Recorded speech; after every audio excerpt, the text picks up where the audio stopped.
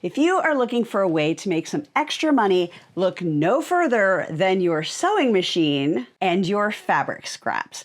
You have a gold mine hidden in your talents and your tools. You can find that money by sewing and selling. In this video, I have gathered lots of ideas that would be great to sew and sell. There are links in the description, and there should also be chapters marked for each of the different projects. So I highly recommend you just click on that button that says more, check out the description and see what interests you the most. Just jump to that first and then check out some of the others as well. When my son was 6 months old, over 31 years ago, my husband and I moved into a new home and I wanted a new sewing machine. I had my Kenmore that my mom had gotten me at Sears, but I just wanted something that could do more. I wanted some decorative stitches. I wanted something a little bit fancier. And with fancier came a higher sticker price, and my husband was not super fond of that idea. He's like, I don't know, do you really need that? Blah, blah, blah. So what I did was I told him, I'm like, yes, this is what I want, and I promise I will make back the money that I spend on the machine through sewing. So I found neighbors that wanted curtains or pillow covers or different things like that. I just got creative and made sure I made the same amount that I spent on the sewing machine of my dreams back by sewing and selling things. So that is another thing you can do too. Let me know in the comments if you would like to hear more tips, tricks, and ideas for making money with your sewing machine, and I will create more. In this video, I'm going to show you how to make a lavender eye pillow that has a removable case. So it is going to be made out of two pieces. One will be the inner bag that has the lavender and the flaxseed, rice, whatever you decide to put in there. And then a separate cover that has this little flap where you're just going to open that and you're going to put this little bag in here. That way, if you're using it and you get makeup on it or you feel like you just want to clean it, you can just pull that bag back out. You can wash the exterior cover and then you can insert the filling bag right back in there. Then you just fold that over, move that around a little bit to get it all organized, and it is ready to go. I also have a tutorial for how to make a lavender eye pillow that is shaped like an eye mask, but this one isn't washable because it is just the one layer of fabric with everything sewn in there. I was actually surprised to learn that the ones with the removable cover were a little bit faster to make than this one, even though it is 2 layers. And that is because it is all straight cutting and all straight stitching. There's no using a template to cut out the shape. There's no sewing on a curve, clipping the curve, folding this under. This is just a little bit more work. I thought this might be a little faster because it was 1 layer, but this ended up being faster. You're going to be able to whip these up in probably 10 to 15 minutes or less once you get going. They're going to make great gifts, great things to sew and sell, great things to make the cover for our lavender eye pillow. You're going to need the piece of fabric 20 inches wide by 5 inches high. And if you're using directional fabric, you want to make sure the direction is kind of going the short way and not going this way. The first thing we are going to do is we are going to put it right side down, and we are going to press a 1/4 inch in on both of these ends. I'm just going to kind of eyeball it. I'm going to fold it and fold it again, hold that down, and then press that. I'm going to use my handy dandy clapper to get the heat out and really set that press. And now we're going to do the same thing on the other edge. And what this does is it encapsulates those raw edges on what will be the flap and where you're inserting the bag with the lavender, flaxseed, rice, whatever you decide to put in there. Because I'm starting off the end of the fabric and the front of the bag is going to actually be where the bobbin thread is, we want to make sure we don't get any of those nasty knots that sometimes happens when you're starting to sew. So I'm going to use a leader fabric, which is just a messy piece of fabric, which you can tell I've been using quite a bit. Just a scrap piece. I'm going to put it behind my project fabric and make sure it covers those feed dogs completely. Put my foot down, and I'm just going to start sewing on the leader fabric. Then if anything goes weird and you get one of those bird's nests, it doesn't matter because it isn't going to be on your project. So I'm just going to start. Then when I get on my project, I'm going to take a few stitches back to knot that. A few stitches back. And because this piece is 20 inches long, I can just flip it and get to the other end while that is still there. So I'm kind of daisy chaining both ends of the fabric just to be more efficient. Uses less thread, don't have to do the leader fabric again. Now we have those ends secured. Up on your ironing station, going to fold one side back 1.5 inches. Now, the easiest way is to just use a ruler that you already have, kind of guess, fold it, and then come back and measure and see if you're about 1.5 inches. I've overshot a little bit. I'm gonna move that. I had 1.5 inches. Okay, so that's 1.5 inches. So that's one way. But I also wanna tell you about this. If you've never seen a hot ruler before, it's pretty cool. So it's flexible, it feels kind of fuzzy, it has all the measurements on it, and you can iron right on it. So the beauty of this for projects like this, or even when you're doing a long, like folding over 1/2 inch all along something really long, is you can put this down and you can push your fabric up against it so you know it's going to fold straight. And then you just keep adjusting it until the edge of the fabric is where you want it to be. So we want this at 1.5. So we're on that 1.5 line. I'm going to make sure that's nice and tight. And then I can just take my iron and go right over top of that. Love it.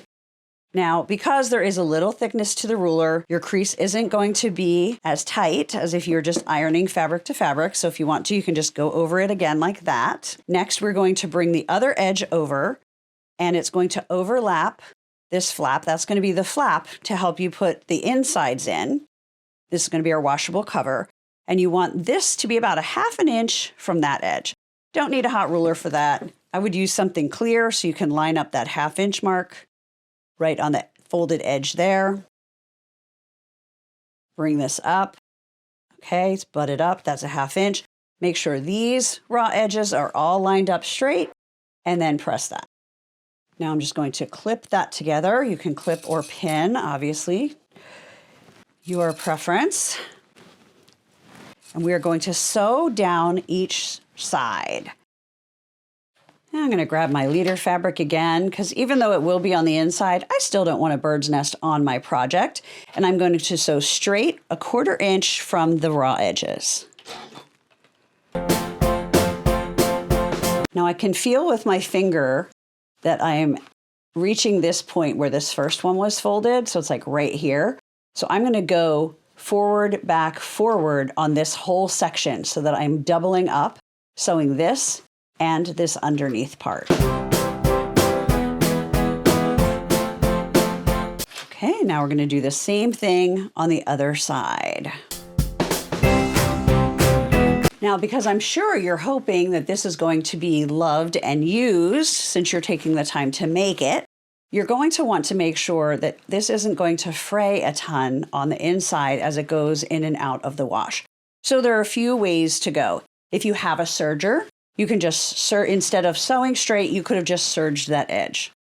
If you don't have a serger and you want to sew, you can change your foot, do a zigzag stitch, making sure you stay to the side of this. Or you can do a stitch that includes a straight line and the zigzag in the beginning. I obviously chose not to do that, just wanted to keep my same foot on there, so I sewed straight. So we're going to go back to the workstation. I'm going to show you how I am going to prevent this from fraying. So if you don't serge or zigzag the edge or do something else to prevent this nonsense going on, you're going to want to cut it either with pinking shears or with a wavy rotary cutter. So I'm going to show you both. With pinking shears, I always like to do them right over top of a trash can, and I love these from Fiskars. It's really easy on your hand. It's not as hard on your thumb as many others are. So I'm just going to very carefully go all the way up that edge, making sure that I do not cut any of the stitching. And by adding this pinked triangle thing, you're not going to have long pieces of thread unraveling when this is in use. So pinking shears are a great way to not only clip curves, but also make sure things aren't going to fray when you just want it to be quick. Now, if you're into having multiple rotary cutters like I am, I have this one that always just has a wavy blade. You do need to change this a little bit more frequently. It's not as forgiving as a straight blade because if it isn't cutting really well, it's hard to fix that on your own. So this is a pretty new blade. I'm going to put my ruler down and make sure that stitch line is on the inside of the ruler because again, we do not want to cut our stitches. I'm going to hold my hand flat and then I'm just going to cut all along the edge. And I really had to do some pressure at the top because remember, we're going through 3 to 4 layers up there. So if you're cutting straight things, it is way faster to use a wavy rotary blade if you have or want to invest in one of those. If you don't have that and you have pinking shears, that works great too. Then the cover is done. All you need to do is turn it right side out, push out those corners, and you can just use your finger, you can use a turning tool, use a chopstick, use whatever you want. And then you're going to flip this flap over, push out those corners, and you'll see that that overlaps an inch. And that makes it easy to then slide in our casing that has the beautiful lavender, flaxseed, rice, buckwheat, whatever you want to put in there. And it is ready to go. And then when somebody's been using it a bit or, get makeup on it or whatever, they can just take that inside out, throw this in the wash. And I'm going to use this bee fabric for my inner fabric. So the fabric that the lavender and I'm going to use flaxseed are going to go in. Often we think about using white or muslin or just something basic as an inside like that. But if you have fabric scraps and if your fabric isn't going to show through when you put the cover on, you can use any fabric scrap that you want. So I'm going to use this leader fabric again, just to get that started. I'm matching the 2 long sides of this 9-inch square, and we're going to sew all the way down and across the bottom using a short stitch length because if you're putting small seeds and things in there, you don't want them to fall out. So I am using a 2.0 stitch length. And because we're going to have small pieces in here, you want to make sure you get all the way to the edge, if not even 1 stitch over the edge, so that nothing is going to fall out of that little spot at the end. Now that we have sewn down the one side and across the bottom for the lining that we're going to put our lavender and flaxseed or whatever else in there, we're going to cut the corners. And I like to trim twice, just going a bit longer so there's not as much fabric that fits in there. And then over here, I'm just going to trim a little bit, just making sure you're not going to cut any of your stitches or get too close to that edge. Now I'm just going to turn this right side out, push these corners out at the bottom. I'm going to just kind of roll that to make sure that seam is right on that edge. And if these points aren't out perfectly, it doesn't matter because again, this is the lining. It's going to go inside the cover. This is what is going to hold our material so that we have a removable cover that we can then take off and wash if we want to. Some people would then say, okay, put all your stuff in there, but I have a different way of doing it because I think this is faster and easier. I always like to fold the raw edges under and press them before I put anything in there. So whether I'm making a rice heating pad, a flaxseed pad, or these little lavender pillows or sachet, anything like this, I always do this now because see, I'm just ironing it when it's flat. There's no stuff in here. Nothing's going to fall out by mistake. So get it prepared like that before you put your material in there. Now we need to get the pretty smelling lavender buds and whatever filler you want to put into the bag. I'm using flaxseed. It heats up nicely if you want to have a warm compress on your face or your forehead. You can also put it in the freezer and it will make a nice cold compress. I like to just make a funnel out of a piece of paper and I like it to be a little bit shorter than, like a little bit smaller than the width of my bag. So I usually do that, like I'll fold it like that, and then before I tape it, I will make sure it's going to work. So I'm going to open that up.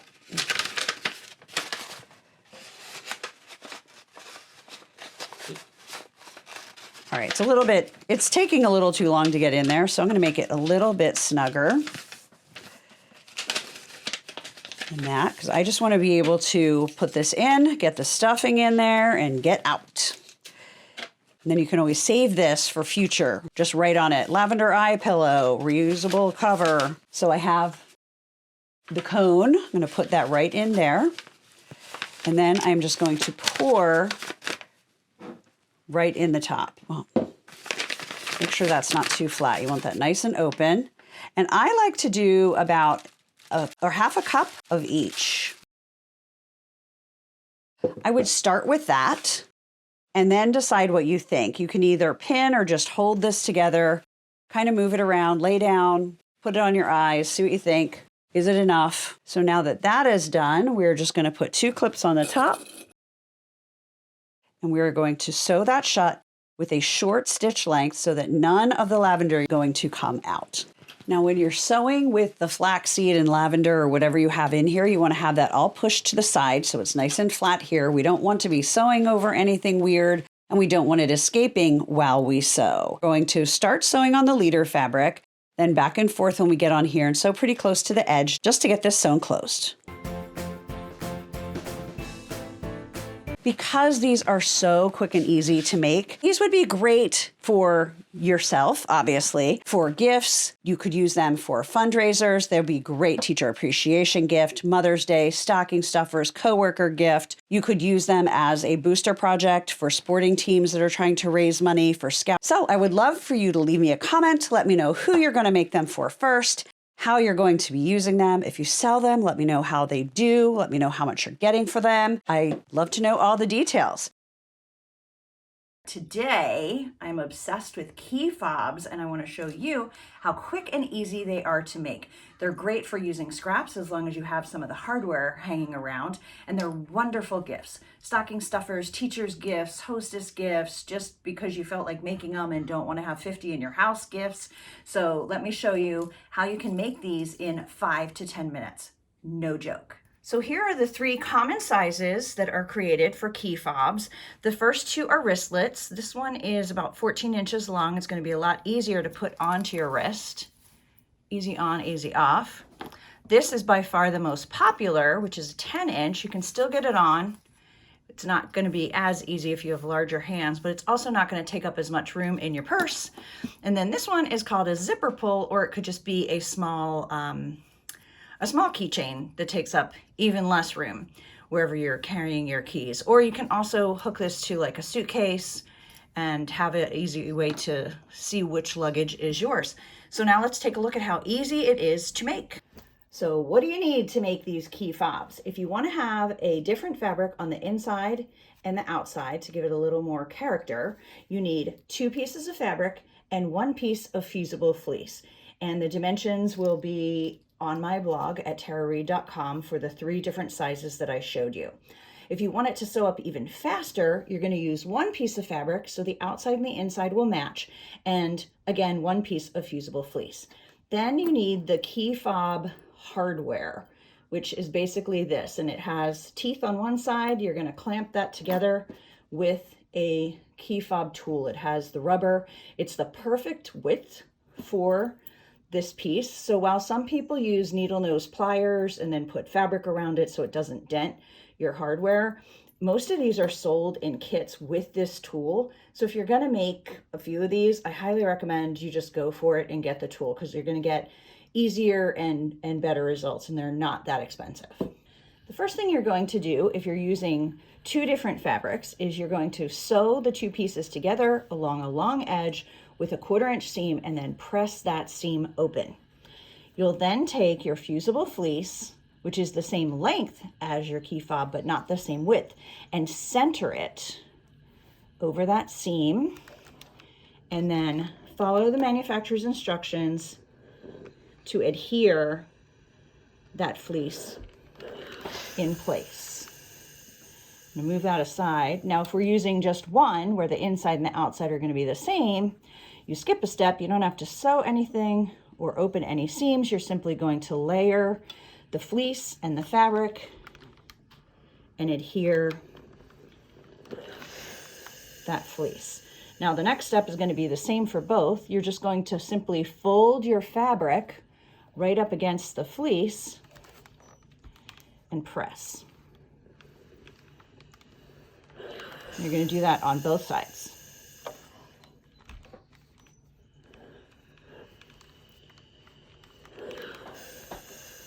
And we'll do that on the small one. I'm showing you the kind of the zipper pull size for the one fabric, and then the 10-inch, the medium, more popular size for the other one. All right, doing both at the same time, giving that time to cool off before I have to touch it again. Now you're going to fold this in half, which is basically folding it on the seam, and press.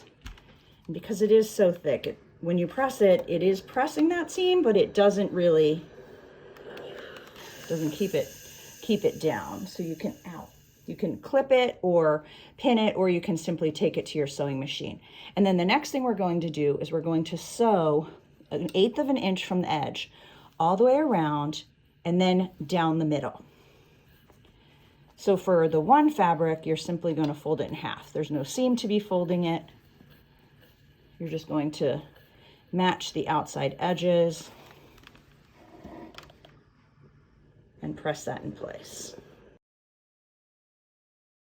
Back from the sewing machine, this is so simple I decided you did not need to actually watch me at the sewing machine. So I took the pressed piece that was folded over and I just sewed around the edges, and then I did another row down the middle, just keeps it a little bit more secure. And you can play with your thread colors. This one I did white, so it really shows. On the other side I did blue, so you're really not seeing your stitching. So you can decide if you want your stitching to be an accent. You could do a fun design down the middle or anything depending on what fabric you use. So you start that way, and you'll notice that the edges are a little bit scruffy.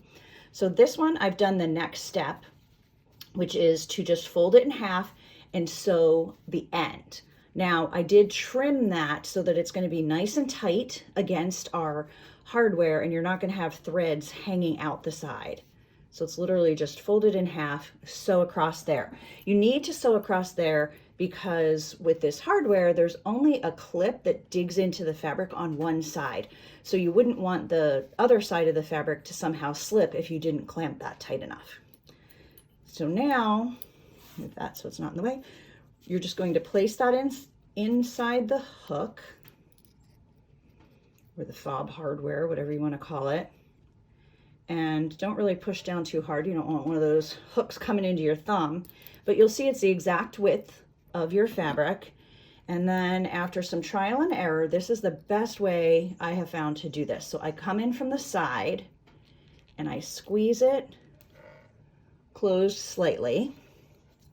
Then I come in from the end, and you'll see that the tool is the perfect size to close this fob. It's designed, and this is a 1-inch fob. You want to make sure that your key ring is not hooked under that. And then you're simply going to give it a little muscle, squeeze it a few times, check both sides, make sure that it looks nice and clamped, and it's done. That's it. Completely done, super fast. Ready for a quick project that'll get that fabric stash down? We're going to make coasters today. My name is Tara Reed. I'm an artist and a fabric designer with Riley Blake, and I am going to show you how quickly these little coasters sew up from 5 squares of fabric and a little bit of fleece. Let's get started. Making these coasters is so easy, and the first step is to iron a few things. So these are going to be the 4 prints. We're going to use the burgundy one twice that will be on the front. So here's an idea of 1, 2, 3, 4. This one used the cream twice, and then 1 fabric on the back. So the brown is going to be the back. So we're going to fuse the fleece onto there. It's 1/4 inch shorter on each side. You want to make sure the gritty part, which is the fusible material, is on the wrong side of your back fabric. And then you're just going to follow the manufacturer's instructions. I'm using a Pellon fusible fleece, so no steam, just press down for about 10 seconds. So we have that attached. We're going to set that aside. Now we're going to take each of these prints that will be on the front, that'll be kind of woven together, and I'm just spraying it, misting it with water instead of using a steam setting on my iron. Now we have our 4 pieces.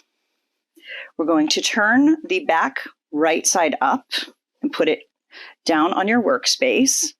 And then I'm going to use this again just to show you. Now, if you're using 2 prints, because I'm using 3 prints from one of my collections, this is a September leaf toss from my monthly placemat panels from Riley Blake Design. So I'm using 2 of them twice instead of using 4 different prints, because that's what I want to do. So if you're using 2 that are the same, you want to use them alternately. So the first one you put down and the third one, or the second and the fourth one.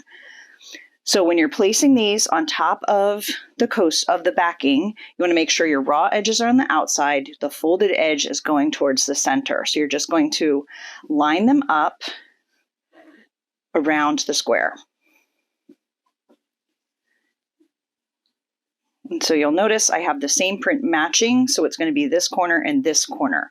Now, when you go to put your fourth one, you're going to take the first one and you're going to fold it down, and then you're going to place the fourth one, and then fold this back up. And that is how you get it to weave together so that you're seeing one quadrant for each of the four. Now I'm going to grab some fabric clips, and I'm just going to clip this whole thing together. And I like to clip right at where they all come together on these four sides. And then if you want to, you could clip kind of where you turn, but I find that this works really well. Now I'm going to take it to the sewing machine. We're going to sew all the way around, and there is no need to leave an opening for turning because we're going to turn through these folds. So, fun fact, I thought I videotaped the sewing and the clipping and explaining of all this, but I took one photograph. Anyway, you can see that I sewed all the way around the coaster with a 1/4 inch seam, and then I clipped the corners. Now, what I wanted to tell you, and thought I told you, was instead of clipping just straight at the corner, clip twice so that you're removing a bit more of that fabric, because these corners are going to have a bit in them anyway between the folded over fabric, 2 layers, the backing, and a little bit of the fleece. So you want to clip that really well. Now to turn it right side out, you simply put your fingers, get this open to the fold to grab at the back. Using your fingers, you're going to turn this right side out and get those corners pushed out as much as possible. And then if you need to, just grab like a turning tool, and then you can kind of push those corners out even better. Just do it slowly and gently because you don't want to push so hard that you push through the fabric and ruin your corner. Now, another thing, if you're going to use a turning tool, is make sure you also put that through all of the layers so that you're going against that fleece and not kind of in between 2 layers, because you're not going to get all the pieces of that corner.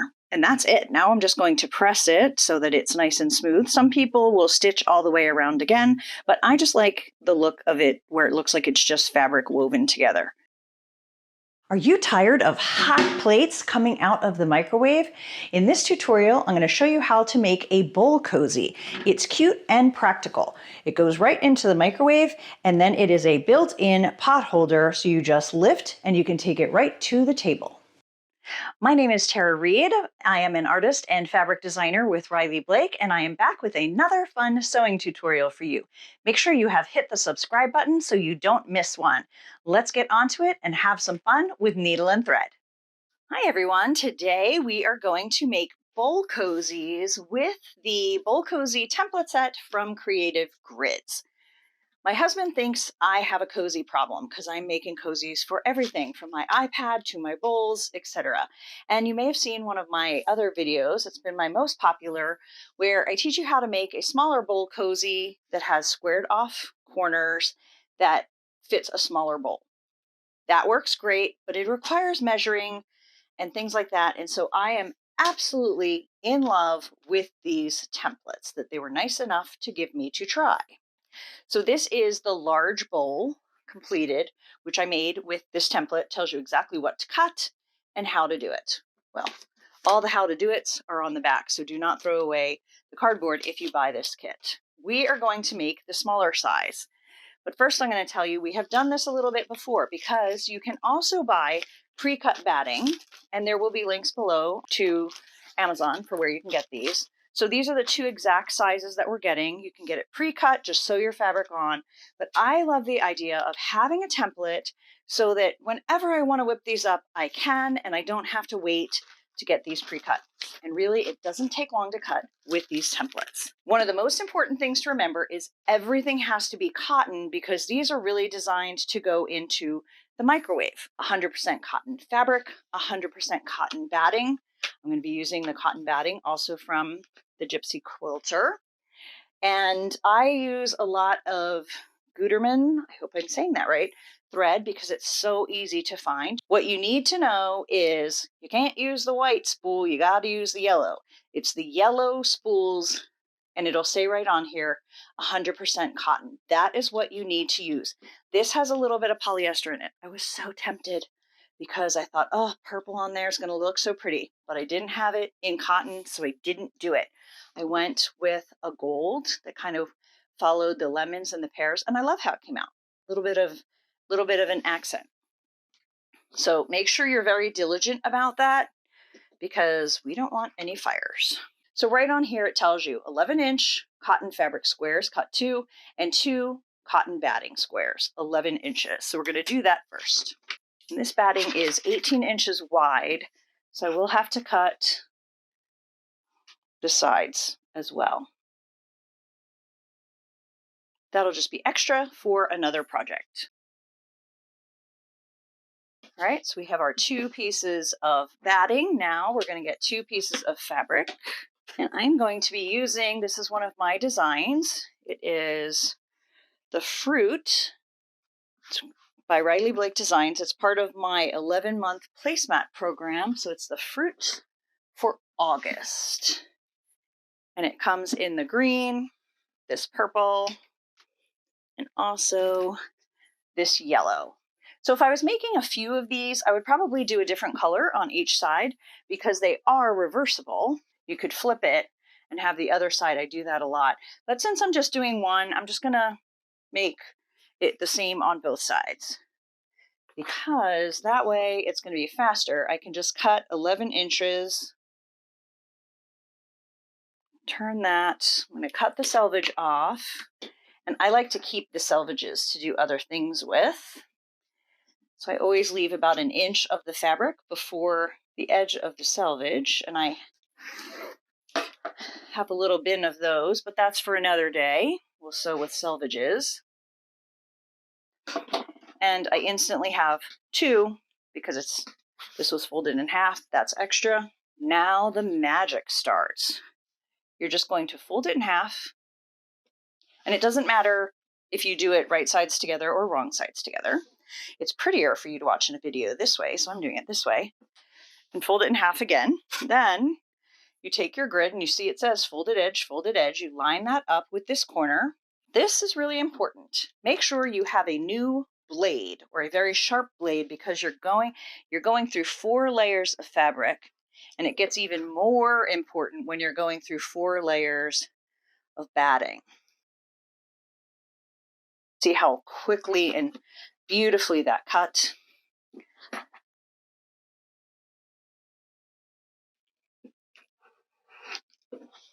And the grip on these templates is awesome. I mean, this is not moving on my fabric at all. So I'm going to get a really nice, consistent cut and shape for these. Then we're going to do the same thing with the batting. I mean, how fast and easy is that? Now we need to layer these into 2 sets. So you can either put this down and put this on top with the right side up, but I find it easier to layer when I put my fabric face down and then add this to the top. It kind of clings to it. So I'm making sure that these points are lined up, and then I'm just moving the batting if needed so that it is lined up with the curves and these lines. At this point, I just put 4 little pins just to make sure it stays where I put it. So now these are both done, 2 sets, and now we're going to take it to the sewing machine and we're going to quilt it. Now we're going to do the quilting. I like to do the batting side up because it gets a little bit less fuzz inside your machine, which, that's always a good thing. And I am using a walking foot. So let's just get this quilted. Now, instead of knotting right here, I'm just going to lift it and I'm going to sew, basically in a curve to each point to make a circle. So now I just need to do the same thing on the other half. Now that both are quilted, we're going to sew the darts, which they make so easy. We're just going to match these 2 right sides together, and we're going to sew. So 4 on each, 8 in total, with a 1/4 inch seam.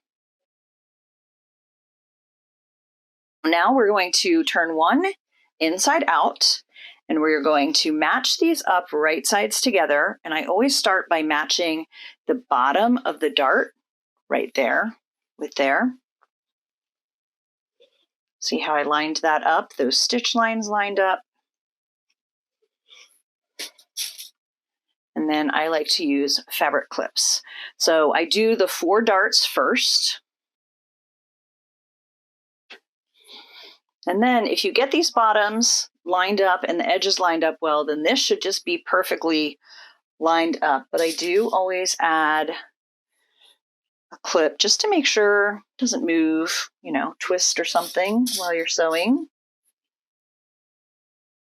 And now we're going to sew all the way around, leaving part of the straight edge, so right before this dart, like from here to here, open for turning. And you definitely want to double back on your stitching because there's going to be a bit of pressure on that stitching on both sides to get all of this fabric and batting through a relatively small hole.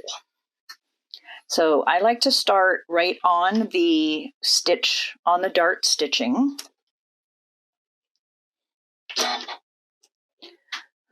I'm going to go forward a little, back, and then forward. So you're going to stitch all the way around with a 1/4 inch seam. Now when you get to these darts, do not use your fingers to hold anything down. And you want to stop right on that stitch line, lift your foot, and pivot. So kind of when you're sewing this, look at it as 4 sections, the 4 curved sections, and you're going to pivot your needle at each dart point. Okay, so I'm going to leave that. Now I'm going to double back. Oh, I reinforced both sides. Now we need to clip the curves without clipping your stitching. I find it's easier on my hand to do it from the end and just be careful how far I close my scissors than to go like this. But do whatever you feel most comfortable with where you won't clip your stitching. We need to do this so that when we turn it right side out, you're going to still have that nice curved line. And then I usually do a little clip on each side of that dart. You don't want to clip where it's open because we're going to need to turn and press that and sew that closed. So you want to keep that. Now, if some of this seems a little bit big, you can trim this down a little bit to decrease the bulk on these curves. And I usually do it after I do the clipping because when you have a little bit more fabric, it's easier to gauge and not clip your stitch marks. Now we are going to turn this right side out. Now here's my trick. When I turn things right side out, especially if you have a lot going through a pretty small space, you want to start by just getting right next to that stitching, and especially on this side, get this flipped down. If you have both of these flipped down like this, there's going to be a lot less pressure and you're going to be less likely to rip those stitches out. If you have arthritis, this can be a little hard on your hands. So you might want to enlist other family members to help with this. Now I just have to get these edges pushed out. And because they're curves, they're pretty easy. I just run my finger along the curve. You could use a turning tool if you want to, but since it's not a point, I have not found that I need it. All right, we're getting close. Now we're going to take this and we're going to iron it and make sure all of these edges are out. We're going to get this part tucked under and ironed beautifully so that you'll have no idea where it was. And the trick to that is to make sure you have the batting and the fabric lined up and then flip it, and that your batting isn't like shoved in here and you're flipping this, because then you're going to have a weird bulky spot and a weird loose spot. So you want to do this. Flip it over, make sure the batting and the fabric are together, turn that under, and we will perfect that when we get to the ironing board. But for now, I will just clip it so it's got a good start. So let's go head to the iron. Now, just like I said when you were sewing, to look at this as 4 little quadrants and pivot your needle on each point, we're going to iron it that way as well. So you're going to make sure that this is pulled out all the way to the stitching. So you have a nice curve. We're going to lay that flat. So you'll see it's flat in that pie section. And then we're just going to press. And I'm going to do the 3 quadrants that are completely sewn before I do the part where we had the opening for turning. Now we're to the last one where it had been open for turning. So we're going to make sure we get that so that when we top stitch, we're going to catch the fabric and the lining. We're getting as good of a curve in there still as we can. We're in the home stretch. Now we just need to top stitch about 1/8 of an inch from the edge to catch, mostly to catch the opening, and also just to get this nice and in place. It kind of acts as another layer of quilting. This is going to look so cute for summer. I usually start on a straightaway. Now, I also recommend that you use a new needle when doing these projects because this is pretty thick. This is going through 4 layers of batting and 4 layers of fabric when you're top stitching, and it's especially thick on these darts. So just move really slowly and you'll be able to hear how much thicker it is at the darts. Stop when you get to the dart, lift your foot and pivot.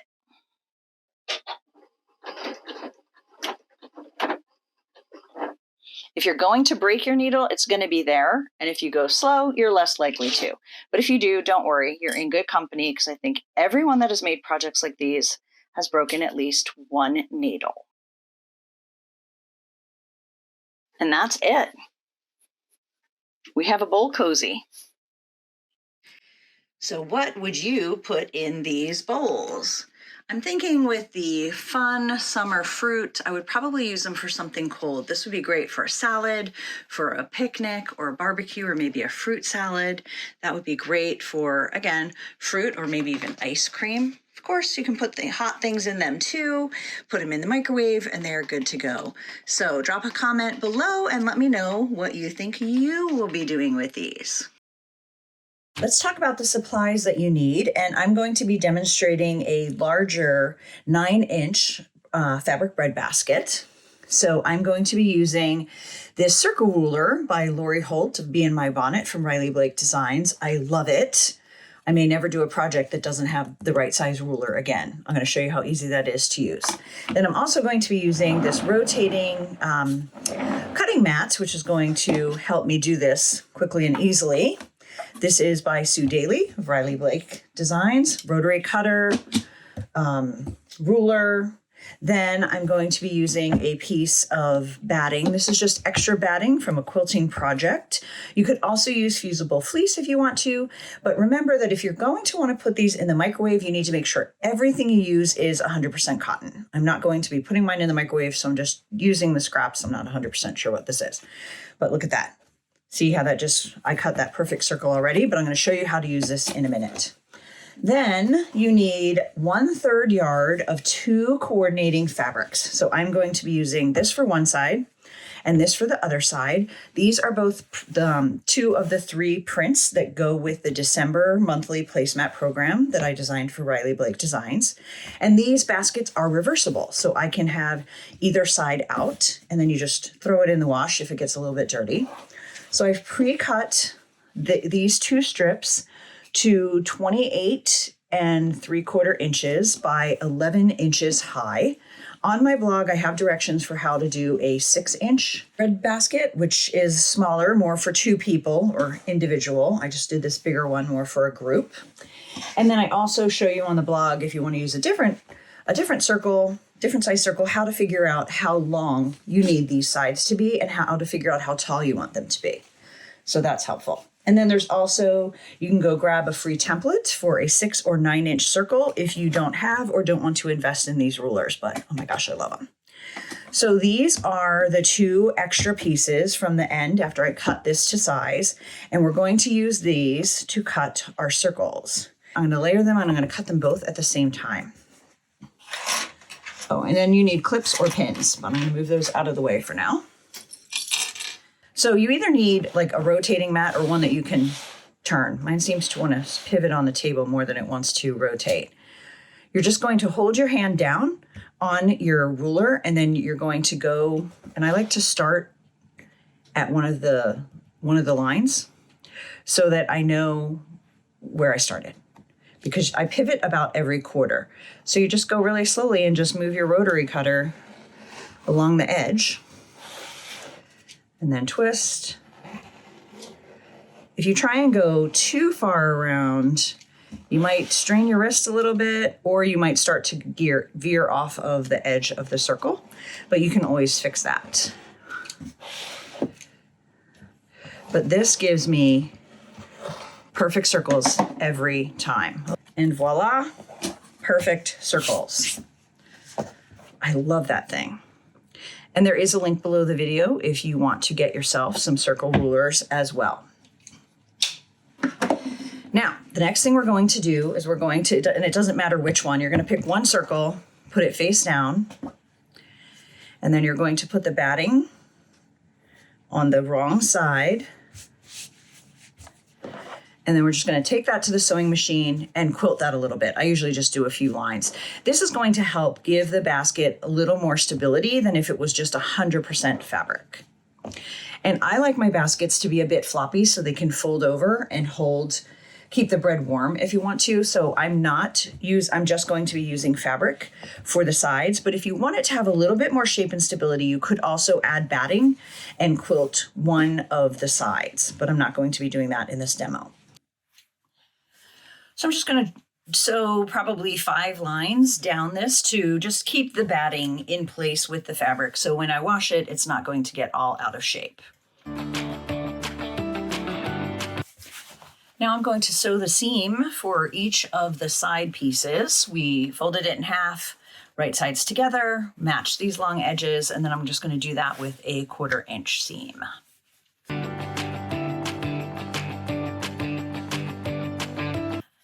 Now I'm going to take the 2 sides to the ironing board and press that seam open, and then we're going to pin them together. So we're going to go back to the workspace. All right, I pressed each of these seams open. So now we have 2 tubes, basically, that are going to be the sides. This one circle, and then this circle quilted to the batting. So what we're going to do next, I'm going to show you on the batting half, is first we're going to fold this circle in half. We're going to figure out where the quarter marks are. Now I'm going to fold it again. I'm going to match those marks. Press down a little bit so when I open it, I can see where I'm marking for the others. So we have divided this into 4 quadrants. Now we're going to do the same thing with this. So I'm going to take the seam on one side and then just flatten it out. And I'm going to put a mark right where that fold is. It doesn't have to be super, super exact, but close. Now I'm going to match that mark to the seam. Make sure the edges are lined up so that we have it flattened out straight. And now we're going to mark these 2 spots. So if you just kind of finger press that, you can open it and you'll see, maybe. Okay, you can open it and you can see where that was.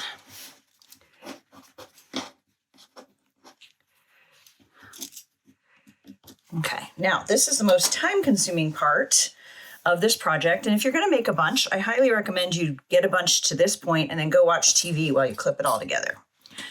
So right sides together, we're going to match these marks, and you can pin or clip. I like using clips.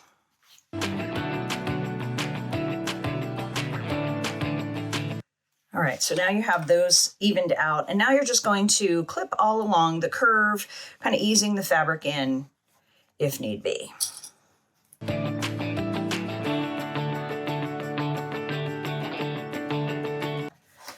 All right, so that's one.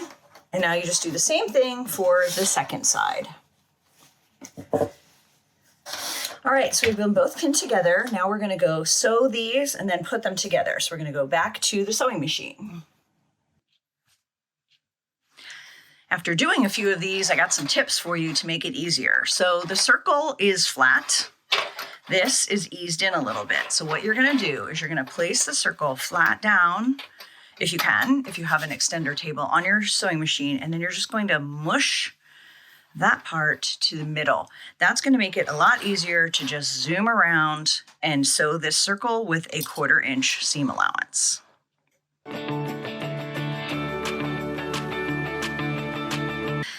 Now, if you want to trim a little bit, you can. I don't actually go around and snip the curve because it's just a floppy bread basket. So I think it turns and looks fine. Just like that. So I just leave it like that. And now I'm going to do the second one, and then we will put the two of them together. Now that I have both of them sewn together, I'm going to turn one of them right side out. I'm going to do the one that doesn't have the batting. Just kind of run my fingers along that stitch line. And now I'm going to put it inside the other one, right? So it's right sides together. And then I'm going to match, where's my seam? I'm going to match the seams in the bag. So I'm going to start down at the bottom with these two seams.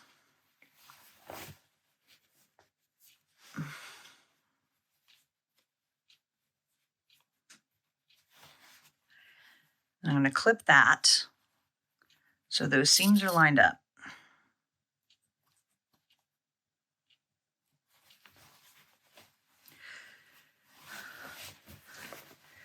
And you're just going to get it all lined up, and you're going to pin all the way around the top, and we are almost done.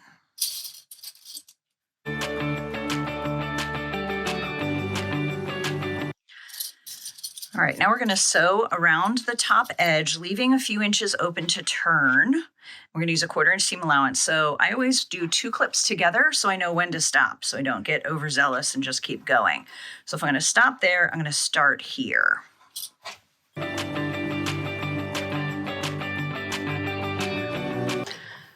So now I'm coming up to my double clip, so I know I need to stop. And now I'm just going to turn it right side out through this opening. And then you're going to push one side into the other. Put one side into the other, and then you're going to make sure these seams, like where this is sewn together, is out, and we're going to press that so that you don't see the one fabric from the other side. So you're going to go to your ironing board and do that, and then we're going to come back, top stitch, and finish this off. Okay, now I have that pressed, and I've pressed the opening under, so when we top stitch this at 1/8 of an inch from the edge, you're not going to see where that opening was for turning. Now you can be done here, but one thing I do like to do is I like to run one stitch line along the bottom, along the inside, just to secure the lining and the outer quilted bottom. So what you need to do is you need to, and I always do it like just the opposite direction as I did those lines. So you need to make sure the circles are lined up properly before you do this. And then you're just going to ease your fabric sides through. Pull this back to the edge, and now I'm just going to run a straight line. That just really helps keep this together and makes it a little easier to hold its shape after you wash it. So now it's done. It's just this cute, floppy French bread basket. Fold it down, fill it up. If you have warm rolls, you just put it in and keep that covered just to keep the warmth in. You could put cookies in here. So many things that you can do with these. And then they're also reversible. So if your decor isn't going with that lime green so well one day, you can have the white as the main. And you could do a little cuff, have the green showing. So many ways to use these. In today's episode, I'm going to show you how to make a book pillow. It's basically a pillow with a pocket to hold a book, a wonderful gift for any age. This one is made with my Happy at Home fabric collection from Riley Blake Designs. Let's get started. I am in love with this 16.5-inch square grid ruler from Creative Grids. It's got amazing grip on the back, and it's exactly the size that I want to cut for this 16-inch pillow project. I'm going to be using a 16-inch Polyfill Premier pillow for this project from Fairfield. Since this is going to be a book pillow, and we need to have room for a good book to go into that pocket, I'm going to go 16.5 inches and then sew with a 1/2 inch seam instead of 16-inch with 1/2 inch seam. So what is wonderful about this is I just put this down exactly where I want it, and I'm just going to cut it the exact size. How often does that happen? It's like winning the quilting lottery. So look at that. It's the exact size we need. So we have the 16.5 inch. This is going to be on the front. Then we're going to do the pocket. So I also cut this to 16.5 inches from the panel. I want to have the Love Lives here on the back because this is going to be a reading pillow for a little girl. And I think she's going to love that because love definitely lives in her home. So we're going to use these yellow birds for the pocket and these blue dots for the pocket lining, the handle, and I'm going to do an optional double fold bias tape trim on the pocket just to give it a little extra. We're going to use that. I'm going to cut 10 inches by 16.5 inches from this yellow, but it is important because this is directional fabric to make sure you pay attention and that you do 16.5 inches wide. Now we're going to get this 10 inches. Oh, I've set myself up to practice being left-handed again. My mom and dad were both left-handed. So I'm sure my dad is looking down on me, very happy that I am embracing left-handedness. You guys right-handed or left-handed? I would love to know in the comments how many lefties we have out there. So that's going to be the front of the pocket. Now I'm going to do the same thing with the blue. Now the blue dots we're using for 3 different things. So we have to do 3 cuts with this. The first is going to be the 16.5 by 10. Because it's going to be the lining for the pocket. Because this is a dot, it doesn't matter which direction you lay anything out, which is what makes it perfect to use for the bias tape. We're going to do straight edge bias tape and also for the fabric handle. So for the fabric handle, we need 4 by 8. And for the optional pocket bias tape, we need 2 inches by 16.5. I'm going to put the fusible fleece on the pocket lining fabric, just so if it ever gets a little bit rumpled or whatever, it's going to be on the inside of the pocket, and the fabric on the outside of the pocket is going to be super cute and good. It shouldn't be a huge problem, but you have the option of which side to use. So I'm going to take that option. And I like to use Pellon 987F fusible fleece. I just always keep a ton of it in my sewing room because I use it for zipper bags and lots of different fusible projects. Now, it says on the directions, you always want to follow the directions for whatever fusible fleece you use, that for a strong bond, you want to put a fabric on top. So you're putting the fused side up on the wrong side of this fabric. And then I'm going to put a pressing cloth down, and I'm going to spray it with water. They said to have it damp, so I'm going to get it quite wet or damp. And then you're going to put your iron on a wool setting, and then you're just going to press down and hold that, and that's going to give it a really strong bond with the fleece.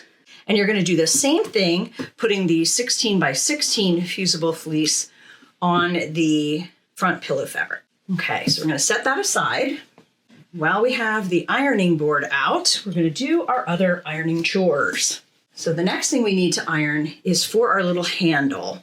And this is 4 inches wide by 8 inches long. First, we're going to press it in half. So you're going to open it up and you're going to press the raw edges right into that crease. Now, because this is a pretty short piece, I'm just going to finger press that, both sides in. If it was longer, I would be using the iron on both of these sides. But again, because it's short, we can do that. And then you're going to fold it in half. And now I just have to press that one more time. If you want to get nice, crisp folds, you can use a quilter's clapper or a tailor's clapper, which is just longer. And when you take the iron off, you're going to press down with this piece of wood, and it's grooved, so it's really easy to hold. And it absorbs some of the heat, and it gives you a nice crisp fold. This is great for when you're pressing open little seams, especially on small quilt blocks, and also for projects like that. So then we're just going to take this to the sewing machine, and we're going to stitch down that edge to get that closed. And then this is going to become the handle for our pillow, and it won't buckle like that once we sew it. Okay, one more thing to press. Okay, now we're going to do the same thing on this long piece. And because this one is a bit longer, I am going to press down each side, making sure that I don't press that center crease that we just made. And then we're going to fold it in half. Now the next thing we're going to do is we're going to take our pocket and we're going to put the right sides together. And you're going to pin or clip, and we are going to sew this top edge with a 1/2 inch seam. Now I have my pillow front fused to the fleece and my pillow pocket with the inside and the outside good to go. We just sewed that and then I pressed that. And you can keep it simple like this, and this is what it would look like. You just stitch across here, but I have decided that I do want to add a little bit of trim. You're going to place the double fold bias tape down, and then you're going to put this sewn and pressed edge right in that crease, and you're going to line up the sides. Sometimes I make the bias tape a little bit longer so that I don't have to be so precise lining it up. And then I just trim it at this point. But because we already had that fabric that was cut exactly 16.5 inches for the inside of the pocket lining, it was just really easy to make it the same size. Whenever you're doing a bias tape, always turn it over when you get down a little bit and just double check that you're getting the other side, because the worst thing is when you get all the way done and you realize you haven't caught both sides of that bias tape. I'm going to prepare to tack the handle onto the pillow front. So what I'm going to do is I'm going to fold this in half and find the center. And I'm just going to put a pin in there so I know where that center is. We're just going to put this evenly from the center of the pillow. So the further apart you put it, the smaller the handle is. The closer together you put it, it's going to be a skinny handle, but it will come up more. So you can just decide based on the size of the person's hands that you are giving this to. And I'm going to put it 1 inch on either side of center. Pin that, and then we're going to take this to the sewing machine, and we're going to sew back and forth across both of these with 1/4 inch from the edge, because when we sew the whole pillow together, we are going to be using a 1/2 inch seam allowance, so you won't even see that. But we want to make sure this gets tacked on and stays in place and is nice and sturdy. And I have pinned the pocket onto the pillow front. So we're just basting this to make sure the pocket and the front stay in place when we sew everything together. So I'm going to do it really close to the edge, about 1/8 of an inch. And I'm going to do a longer stitch length, because again, this is just keeping it in place for the real sewing that we're going to do shortly. Because I wanted to use this block for the back of the pillow, I'm not doing an envelope pillow, which a lot of people do. And that basically means on the back of the pillow, you would have 2 pieces of fabric that overlap. So you just shove the pillow in there, but you would be able to take the cover off if you needed to wash it or something like that. We are forgoing that because I just really, really want this on the back. So we are going to leave a big space in the bottom open when we sew it. We're going to put the pillow in and we're going to sew that closed by hand. The next thing we need to do is we're going to just flatten that handle because we want this to be as flat as possible. And we're going to put the back, so we're doing right sides together, lining up all the edges, and we're going to pin all the way around. Now I'm also going to do a clip on each side where the pocket overlaps, because I want to make sure that I double stitch over those 2 sections to reinforce them, since it will be opened and closed to add a book in that area.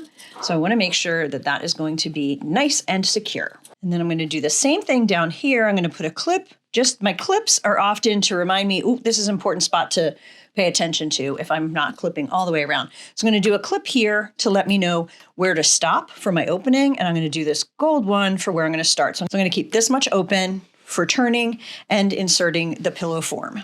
Okay, I think we have that pinned pretty well. Now I'm going to take it to the sewing machine and I'm going to sew all the way around, leaving this much open using a 1/2 inch seam. So I decided to go with the Premier Pillow Form from Fairfield, the 16-inch, because it's a little bit more solid. The basic ones were super fluffy, and I thought for a pillow that you're going to put a book in and maybe put on your lap to hold the book, you want something a little bit more firm. So that's why I decided to go with this one. Now we are going to turn the pillow right side out. Put my fingers in there, push out the corners. Now, if you want your corners pushed out a little bit more, which isn't as important on a pillow because it's not going to be like, like a quilt where it's totally flat, you can use a turning tool. And once you do it as much as you can with your fingers, you're just going to gently press that. Don't be too forceful, because if you are, you may see it come right through your corner, and then you're going to have to go fix that seam. All right, so that's going to be the back. That's going to be the front. Now we have to get this big pillow into this hole. I just fold it in half, put it in, and that doesn't look good, does it? That's because it's not flattened in there. So now you just need to manipulate the pillow so that the pillow corners go into the corners that you sewed and get it nice and flat. This is also why I make the case a tiny bit bigger than many people do, because I feel like it's still a really good fit. And it looks good, and I don't feel like I'm going to be straining those seams too much. So that's the front. The book's going to go in there. That's the back. Now, the only issue we have is right here. We need to get this sewn together. So we basically are folding that fabric so that we know where we want to do our ladder stitch, also called a blind stitch or an invisible stitch, to sew that pillow right into there without being able to see the stitching. We could put it on the sewing machine, but then it would have a little bit of a bubble. And I feel like for this kind of a project that's going to be on someone's lap, often with this side facing them, it is worth the effort to do a little bit of hand sewing. So now I'm going to get my thread, and I'm going to show you how to do this ladder stitch, and then we will be done. Now I have taken a piece of white thread and doubled it and put a knot at the end. You don't want to make it so long that it ends up getting tangled. This is pretty long. We're going to hope that it works. Sometimes it's better to use two pieces if you have a really long section than have it get too tangled and knotted, but we'll see how it goes. I always start, I'm right-handed. We've talked about this a couple of times so far. I always start on the left because I find it an easier angle. What we're going to do is we're going to take our needle and we're going to go underneath that folded over part. And we're going to go slightly beyond where the stitching ends. And we're going to come up right in that brown part. So my needle is basically in the folded section, coming up at the fold. And I'm going to pull that, and I'm going to make sure that that knot is going to hold. If your knot is too small, it will come through. So give it a little bit of a tug and make sure that's going to hold. Now I turn it around, because now we want to go this way and close the opening. So now what you're going to do is you're going to go straight across. So it's come out here. You're going to go straight across, put your needle in basically in the fold of the yellow side, go down 1/8 to 1/4 inch and have it come out. And you want to be pinching it together as you go, just so you get a nice tight thing. Now you're going to do it the opposite way. You're going to come straight across, and you're going to go into the fold of the brown about 1/4 to 1/8 of an inch. And you're just going to keep doing that. You're going to go straight across and down. And that is why it's often called a ladder stitch, because if you think about it, you're basically building a ladder with an invisible rung because you're pulling it tight. But you're going straight up those seams, and you're just going to keep doing that until it's closed, and then you just really don't see it. So if we pull this apart, you can see how you're getting straight stitches that go across. But when you're pulling it tight, they disappear, and you're going to have a beautiful finished look for this pillow. You're just going to keep going until you get to the end. Okay, I stitched all the way across. Look how good that looks. You can't see it. So now the way to finish it is you're going to go across one last time, but you're not really going to catch very much. You're not going to go at the 1/8 to 1/4 inch, just a little bit. You're going to put your thumb in there so that the loop doesn't pull all the way through. Then you're going to double back and put your needle through that loop. and tie that knot. You can do a second one if you want to, but there's not really going to be any strain on this. So I usually just do one if it feels like it's right down there. And then I just shove my needle in and kind of press my pillow together and angle it out like that. Just pull that thread through. Then I tug on it a little bit, push down, and then I just trim it. And now the tail of the thread is going to be inside the pillow. Lots of possibilities and a cute little handle to carry it around. Today we are going to talk about pillowcases. I had a little quandary come into my inbox through Facebook, and the woman wanted to know if I could figure out or if I knew how to do a pillowcase where every fabric was directional. I have to admit, I had not done that before. Now, I have done them like this, where I have had one directional print and then just one that didn't matter, right? So the cuff is just a polka dot or whatever. This is your easiest way to go. A cuff and a print, 2 pieces, pillowcase. A little bit harder when you throw a directional print in there, but I've done that before. But I had never done it where all 3 pieces, the mane, the accent, and the cuff, were all directional. Figured out the secret sauce. I've also figured out how to purposely put the cuff on the right or the left of the pillowcase. And I'll admit that in the past, I thought I was doing it correctly and ended up with it on the other side and decided I didn't care. But if you're doing if you're doing 2 for a bed, you want one on the left and one on the right like that, right? All right, so who is excited to get into this? When you're making a pillowcase, if you're using directional fabric, when you're looking at it, say from the bottom of the bed, you want the pattern, the print, to look at you.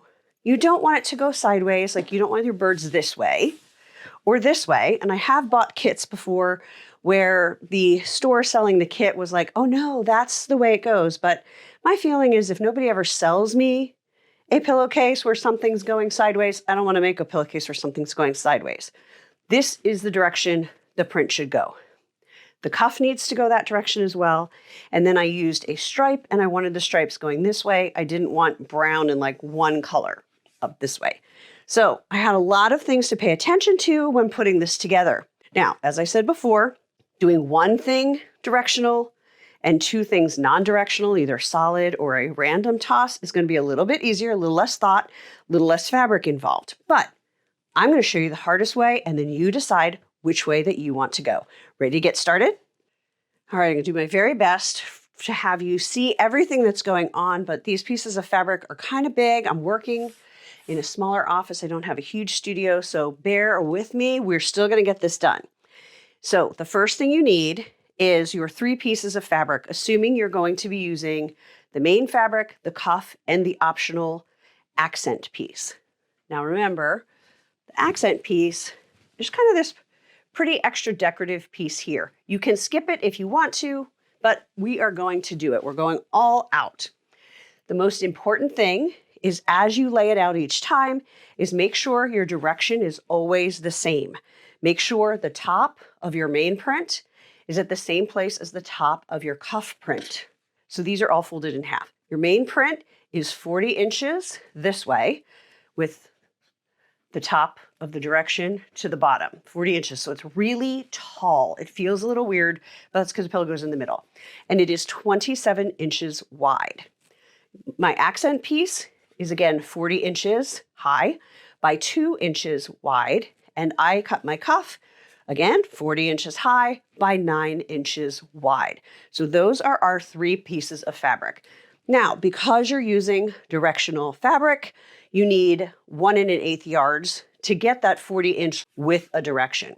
Here's the quandary in my mind. So say you're only making 1 pillowcase, you're going to need 1 1/8 yards of this cuff fabric, but you're only going to use 9 inches of it. So you're going to have a ton left over.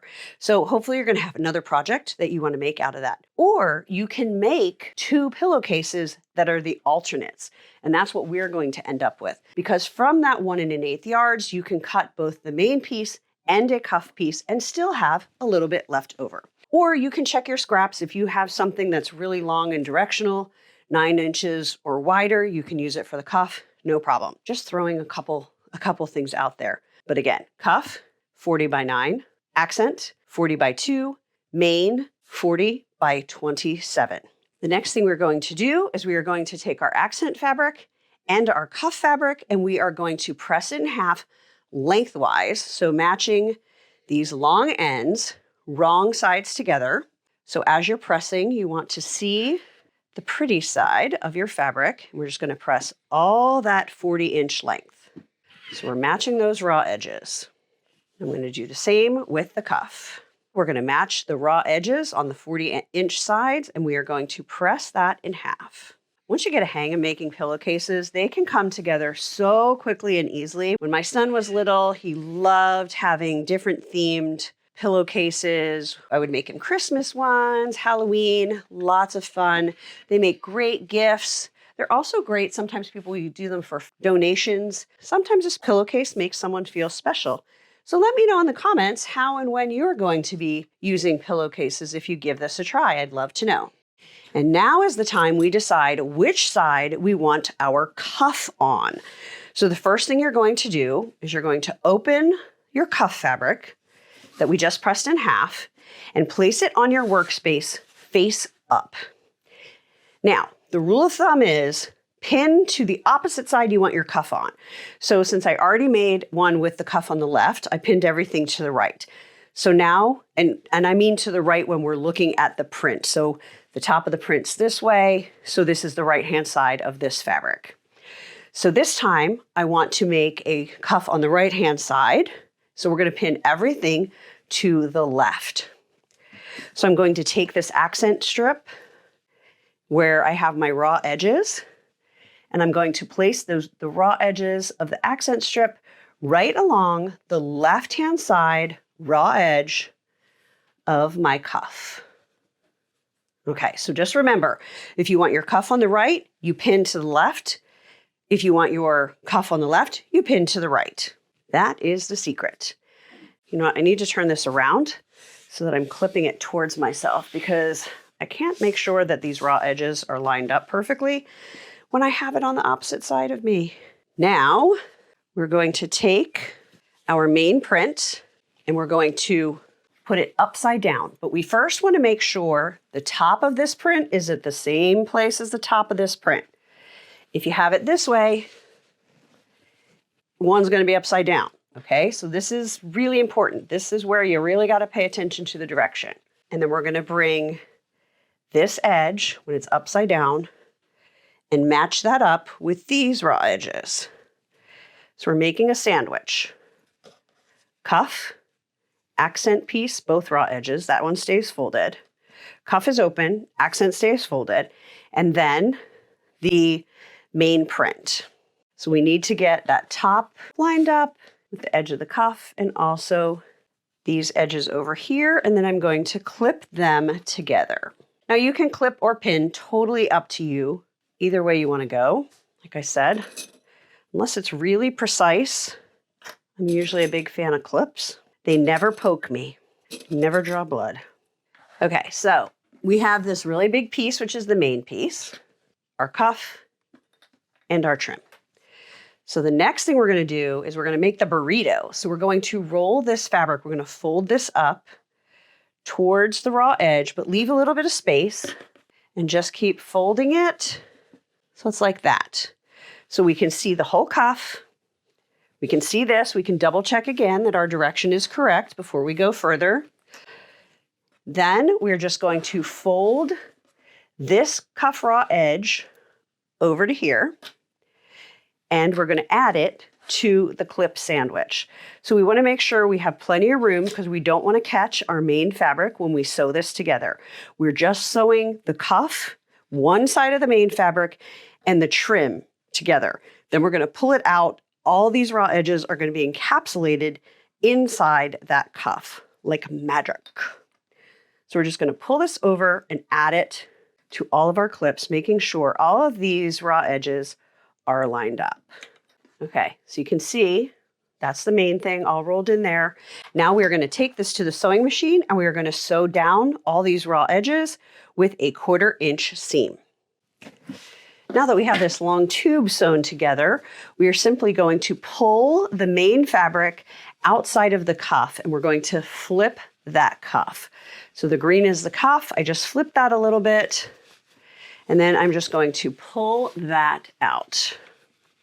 So now what we have is this. You can't see the whole thing, so it's 40 inches still this way. We have the main fabric.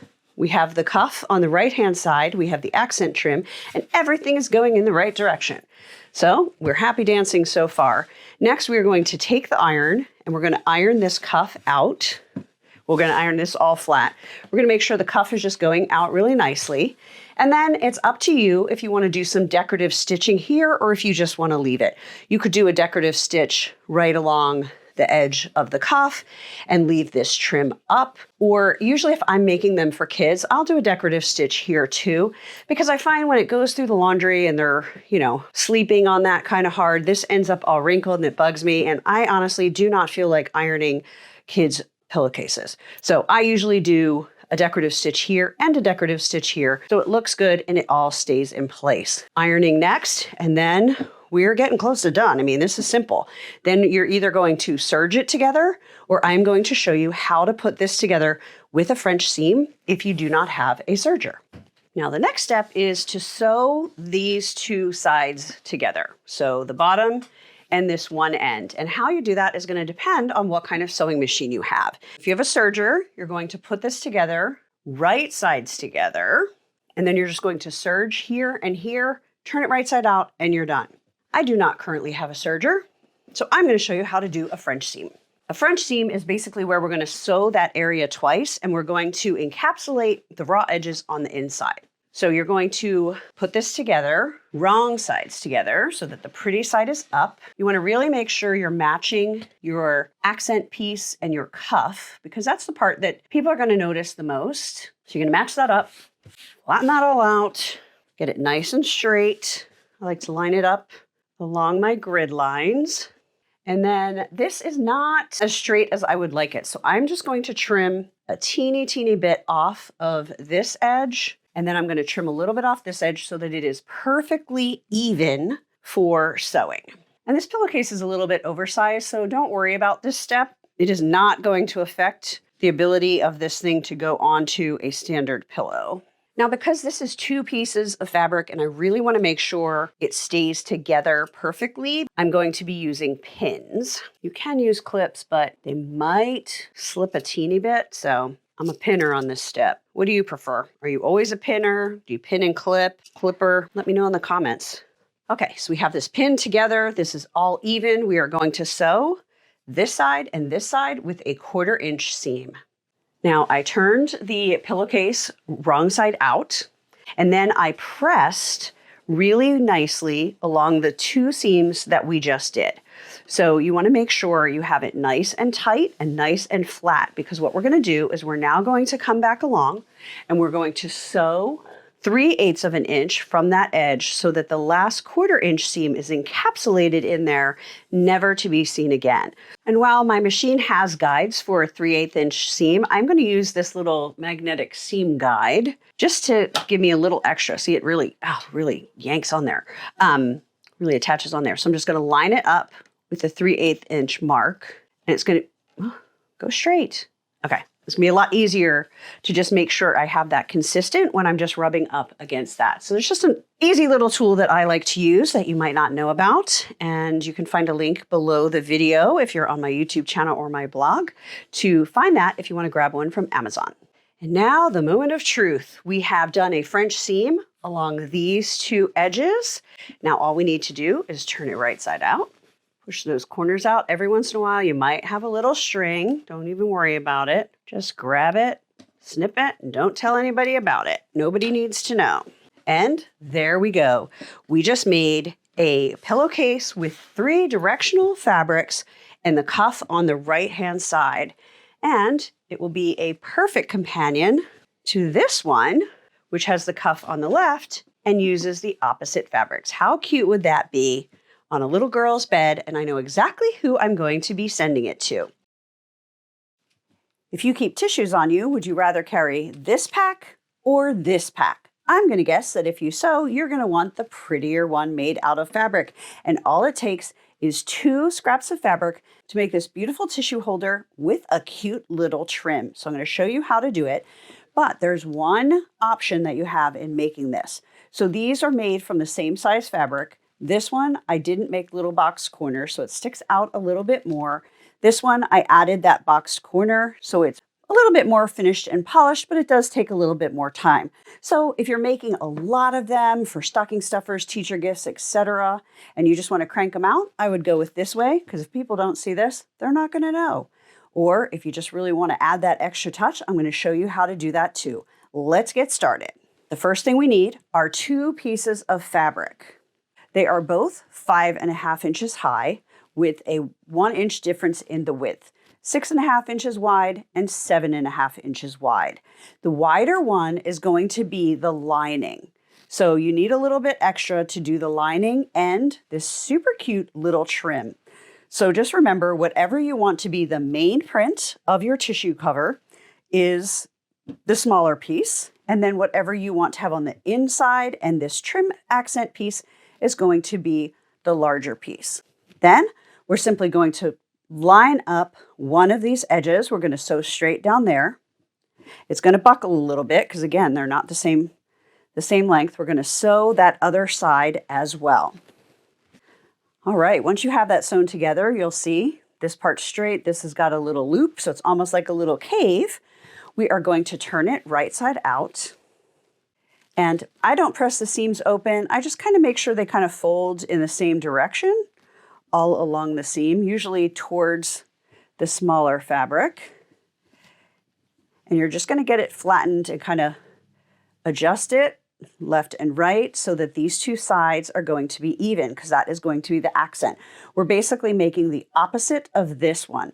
So this is going to be our main fabric we'll see, and this is going to be the lining. Once you get that done, you're just going to give it a little press. The next step is we are going to fold it so that they meet right in the center. And you can really eyeball that if you want to measure it. You can mark the center, but I have found that just folding these in, you can really get a good feel for it without that extra step.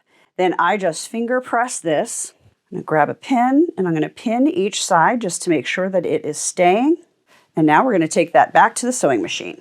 Let's get these 2 seams sewn just with a straight stitch, 1/4 inch from the edge, and I'm going to double back where they meet because that is going to be your stress point for your tissue pack as you're putting full packs of tissues in and out of this holder. And now I'm just going to repeat on the other side. So I took my scissors and I trimmed that so there's not a bunch of threads. And now we are going to put it down and do a zigzag stitch. I have mine set at 4.4 wide and about a 1.5 stitch length because we're not doing applique, we're just edging this seam. Now I'm also going to grab a little piece of fabric because sometimes when you want to start right on the edge and you have like a couple layers, sometimes it kind of gets stuck. So I have found that putting another piece of fabric, so I'm going to butt that right up next to it, and I'm going to put that under my foot so that those feed dogs have something to grab onto that isn't part of what we're doing, but it's going to help everything move a little bit more smoothly. I think they call it a guide fabric. There's some term for it, but I can't remember exactly what it is. Look right here, I'll look it up and I'll put it on the video. Let's do a little ziggy zaggy. That little piece of fabric worked great. You'll see it did not end up attached to the tissue at all. We have a beautiful zigzag that's going to help with any fraying. Just going to cut those threads off and I'm going to do the same thing on the other side. So this can be done. We can just turn it right side out, push those corners out, and we can have a great tissue cover. But I'm going to show you the next step if you want to make the boxed corners like the original one that I showed you. So to do this boxed corner, we are going to pull this fabric out and make a triangle here. And then I'm just going to take a ruler and I'm going to mark 3/8 of an inch, just draw a line, 3/8 of an inch from the point. And I'm going to sew on that, and I'm going to do that for all 4 corners. Make sure you switch back to a straight stitch to do these box corners. And on each side, just make sure you have this seam folding the same direction so that that lays nice and flat instead of having it go like that and then you have this twist in there.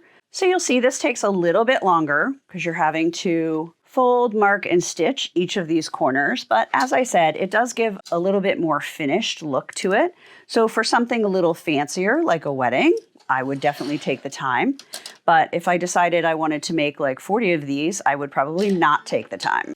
So now I have one with the box pleats that I just showed you, and then I also did another one that is plain. So let's get some tissues into these.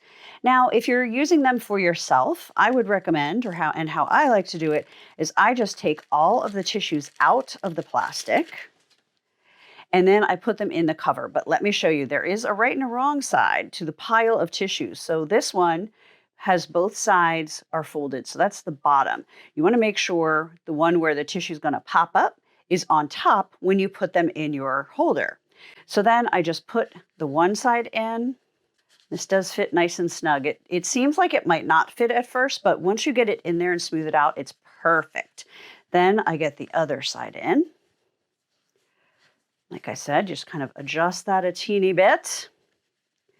And look at how great that looks. You're not seeing any of the plastic there. So again, this is what I do if I'm using them for myself. But if you're going to be giving these to somebody or selling them, I would just leave them in the plastic and put the plastic in. And then the same way, but just keeping the plastic on. So now we have that, and then the people can pull it out. But you'll see, you can kind of see that color in the UPC code. So I don't love it as much, but again, for others, you want to do that. So now tell me which you prefer. Are you team, let's get it done fast and just have these edges a little bit pointy? Or are you, nope, I wanted a little more professional look and I'm going to take the time to do those box corners. Drop me a comment and let me know because I'm very curious which team will win. I asked, let me know in the comments if you would like me to do a video showing you how to make this, and you answered. So let's make a crayon holder that holds 24 crayons. Let's start with our supplies. You need one piece of fabric that is 25 inches by 15 inches. You need an 8-inch piece of elastic. I use 3/8 inch elastic. You can use whatever, but this is going to be a good size for this when it is all rolled up. I'm also going to be using my Clover hot ruler and my quilting clapper. And of course, ironing board, iron, sewing machine, thread, and scissors. The first thing we're going to do is we are going to take our fabric the long way and fold it in half, matching all of these edges. So now it is 12.5 inches by 15 inches. I'm just going to put 2 little clips on each side to make sure it stays folded properly. Then we are going to sew down each side with a 1/4 inch seam. Now before I sew a 1/4 inch down each side, I'm going to grab a leader fabric, which if you haven't seen me talk about this before, is simply a piece of scrap fabric that you're going to put over the feed dogs. And I usually start about 1/2 inch to 1 inch back, put my foot down. Then any bird's nests are going to be back on the leader fabric and you're going to be smooth stitching by the time you get to your project. This works great when you're starting off the end of a project.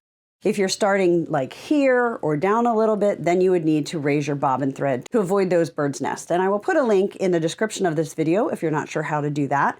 But for now, we're just going to do the leader fabric. We're going to be starting. Then once you get on your project, remember to go back a few stitches just to secure that thread. Then we're going to sew a 1/4 inch down each side. Now we have sewn down both sides. So we have a fold on one side, stitched on 2 sides, and this side is open. You have 2 options. You can either turn it right side out now and then press these 2 edges under a little bit, or my current favorite way is to fold this back and press it before I turn it right side out. The reason I like to do that is because I can see better how far I am turning it over. And we can actually use the hot ruler for this as well. If you center it on here, if we want to do a 1/4 inch, I just push the ruler so that when the fabric flips over the edge, it is at that 1/4 inch mark. That is going to ensure that I get this nice and straight. And And I love that with these hot rulers, you can press right on top of it.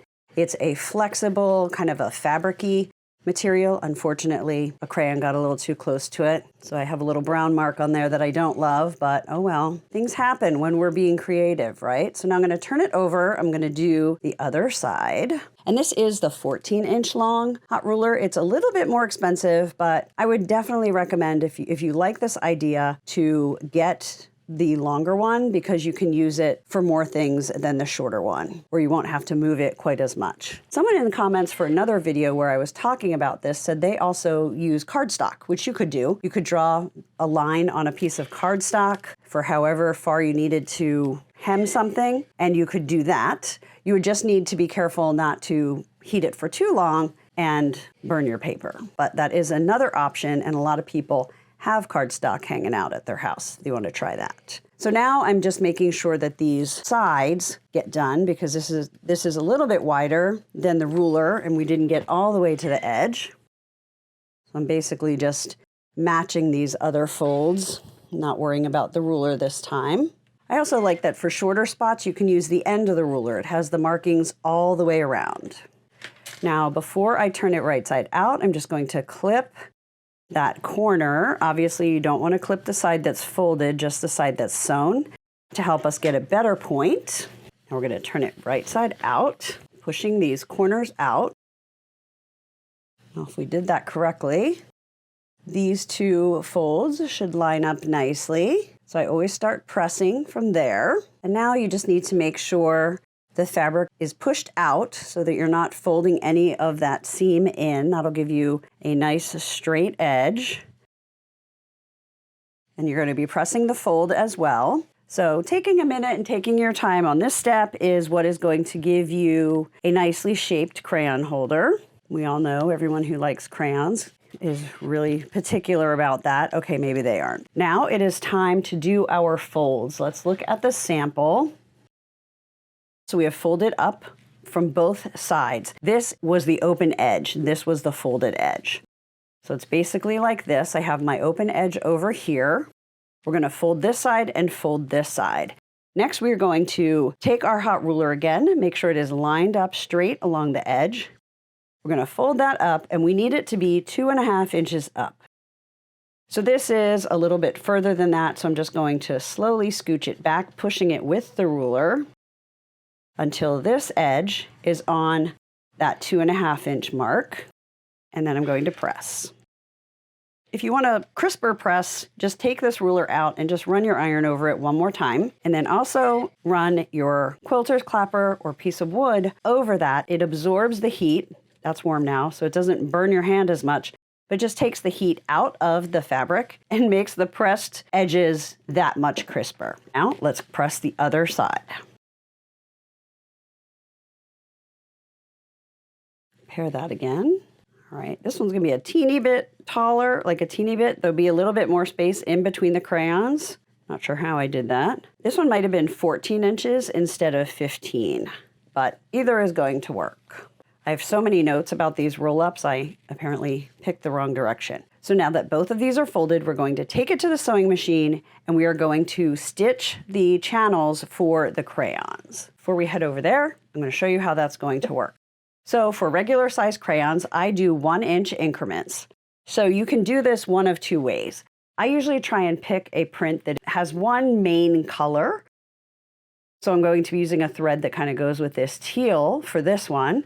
And for this one, I did one that matched this burgundy because I just wanted to sew once all the way across. So my stitch line goes from this end to this end. If you really don't want to sew across the middle, you can sew from here to here for every one of these and over here, but that is like 24 different stops and starts, which to me is too much. I'd rather do 12 and go all the way across, making both of these channels at the same time. So that is what I'm going to show you how to do.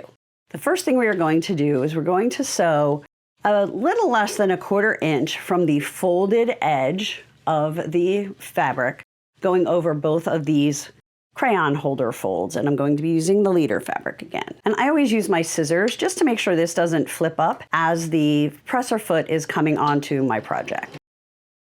And then I do the same thing to make sure it doesn't flip this next fold up as well. I'm going to be using this leader fabric every time, so you're just going to cut it off after each stitch line. The next thing you need to do is decide how you're going to measure these 1-inch increments when you're sewing. So we need to sew an inch from here. So an easy way to do this one would be to run this stitch line along your 1-inch guide on your needle plate. Then it just gets a little bit trickier because you don't know if you're going straight when you're seeing this. So here's 3 different ways to do these markings. Number 1, you could take a pen or a pencil and draw lines all the way across in 1-inch increments, but that's never my favorite way. Another way is to use 1-inch painter's tape, and this is what I used on the 8 crayon one. I demonstrated this. So using the painter's tape is a little bit harder on this one because it is so much wider. You're going to need a much bigger piece of tape. But here's how you would do it. You would take your tape and you would put it right at that stitch line on the one side and press that down. I usually want it slightly smaller than my fabric because I don't want it sticking in my sewing machine and causing things to not move well. And then you would simply sew just to the side of the tape. Make sure you don't sew the tape. If you do sew the tape a little bit, it's not the end of the world. You're just going to have to take a minute and pick it out. And you'll notice I just sewed straight across. I didn't stop, so my stitching is going to go all the way through. And then what you would do is you would just pick up this tape and move it and do your next stitch line. Now, one thing that I haven't done yet on this is if you are making this for littler kids or think they might be a little rough getting their crayons in and out, you can backstitch on each part of this fold. I've just sewn straight across and assumed it'll be fine. But if you want it to be a little bit more sturdy, you want to go right off the edge and then take a few stitches back and then keep going. And then you would do the same thing when you get to the fold on the other side. Now, the tape method works great. You will probably be able to use one piece of tape all the way across this crayon roll. I found it usually resticks well 8 to 10 times. We would need to make it work 12 times, which you probably could.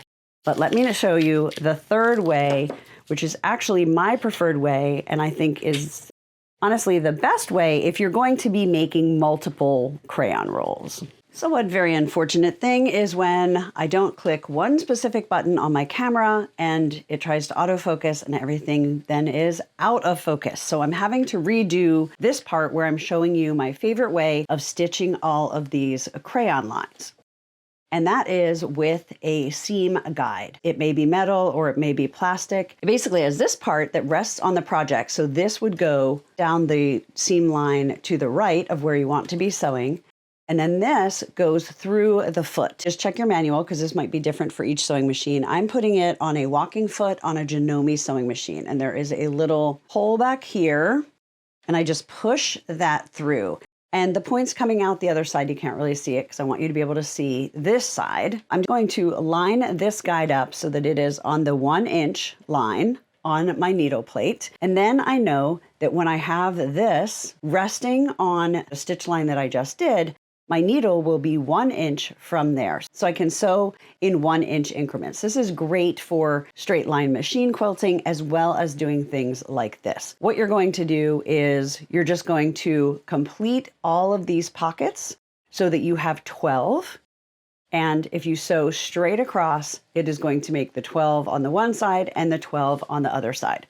Now it is time to add our elastic. And so what you're going to do is you're going to fold it in half, matching these raw edges, and we're going to tuck it inside the long part of the fold. So not inside the crayon section, right, this shorter section. We're going to do it inside of the longer part. Let me show you how to figure out where it goes.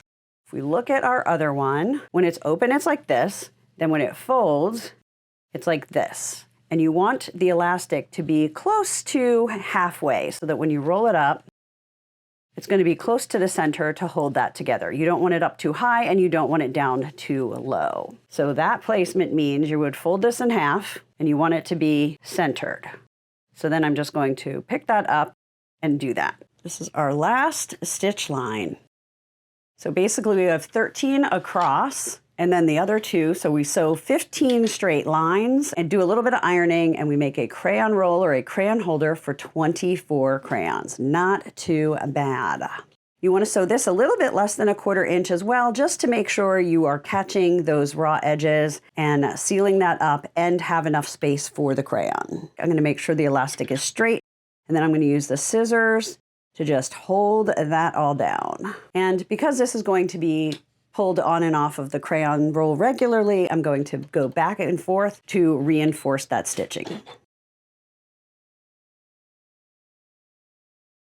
Now all that's left is to grab our box of 24 crayons and put them in the holder. Now one other thing I didn't mention about these crayon holders, I usually like to do a darker fabric versus a white, because as crayons are going in and out of these and being loved and used for creativity, you will get some markings on the fabric, and it's a little bit less noticeable on something with a more color or a darker color. But if they get too bad and it bothers anyone, these can go through the laundry. So let me know in the comments who you are going to make these for. Are you going to make them for someone you love? Are you going to make them to donate? Are you going to make them to sew and sell? I would love to hear what your plans are.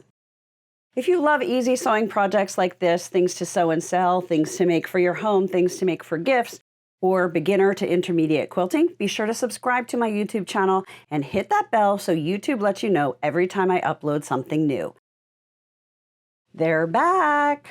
Scrunchies. I remember making these when I was in high school and college back in the late 80s and 90s, and I am so excited they have made a comeback. They are so quick and easy to make, great for summer, just getting your hair out of your face, perfect for a sleepover party bag, bachelorette party, girls trip, or just because. This would also be a great project to sew and sell, so let me show you how quick and easy these are to whip up. First, let's look at what you need. Most scrunchies can be made out of a piece of fabric 18 inches wide by 5 inches high. If you want it to be a little bit fuller, you could do it 20 inches, but I wouldn't go much beyond that, or it's going to be hard to sew the elastic to. Speaking of elastic, I use a 3/8 inch flat braided elastic for making scrunchies. How long do you want that to be? The most common size is 6 inches long. If you're making this for someone with really thick hair, you might go to 8 inches.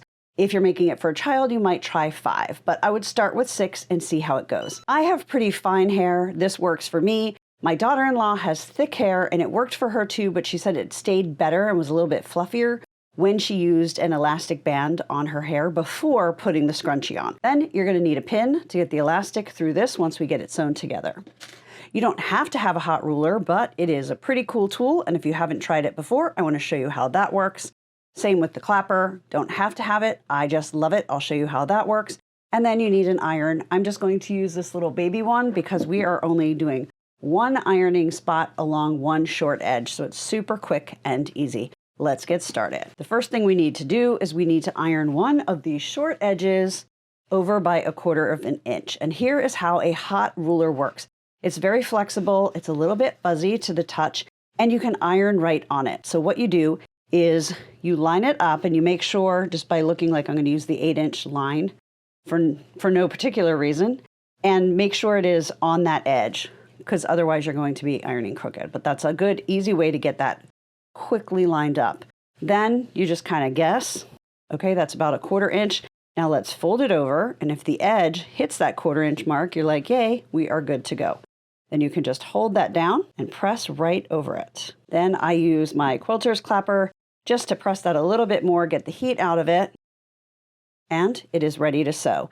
Now, this does have a teeny bit of thickness to it, so sometimes I will come back over it and press again, just to really get that fold creased nicely. You know, this is kind of a novelty to use for a project like this, but then you're not having to hold it as much with your fingers. It works really well when you're having to fold over a really long edge. So this is one of my favorite kind of novelty sewing and quilting tools that I wanted to share with you. Now I'm just going to sew straight down just to hold that fold down, but to make sure that your thread doesn't get sucked in to your machine and create a big old bird's nest, I'm going to put it under the foot. I'm going to use a leader fabric. This is just a scrap piece of fabric. I'm going to butt up to the back edge of this. I'm going to actually start sewing on the leader fabric. because then if you get any bird's nest, it's going to be back here. It will be cut off of your project and you'll be sewing smoothly by the time you hit your scrunchie. Once you're on your scrunchie fabric, you're going to go forward and back a little bit just to knot that. And I had that stitch length set a bit small for this because I'd use a smaller stitch length when I do the elastic.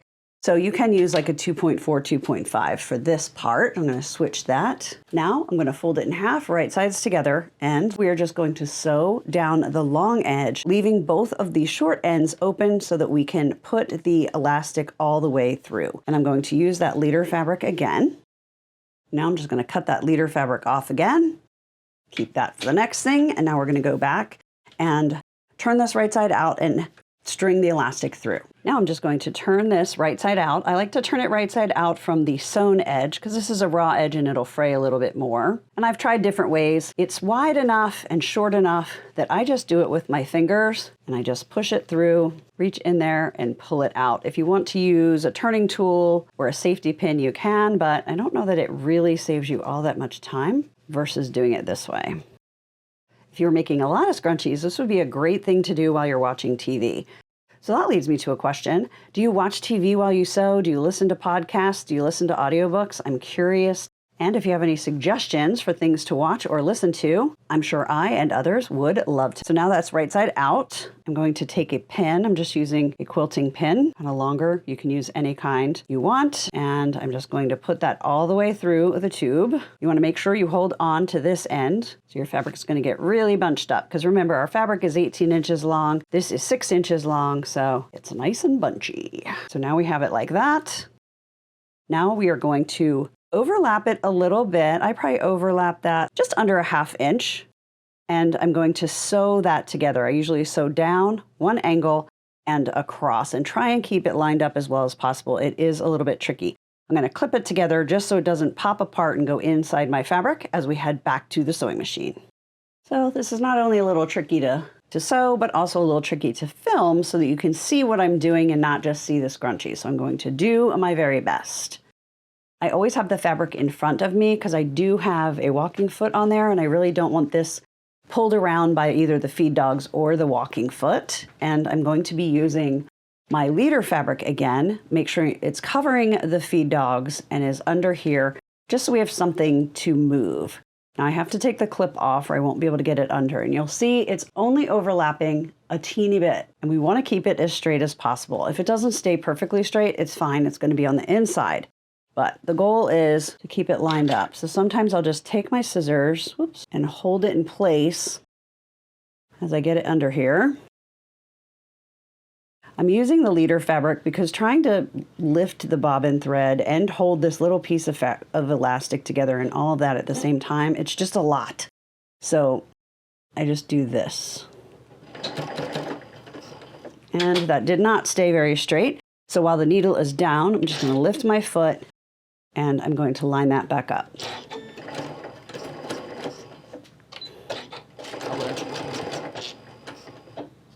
And I actually overlapped that a little bit less than intended, but I went back and forth a few times, so it should be good, and it will get secured one more time when we sew the two pieces of fabric together.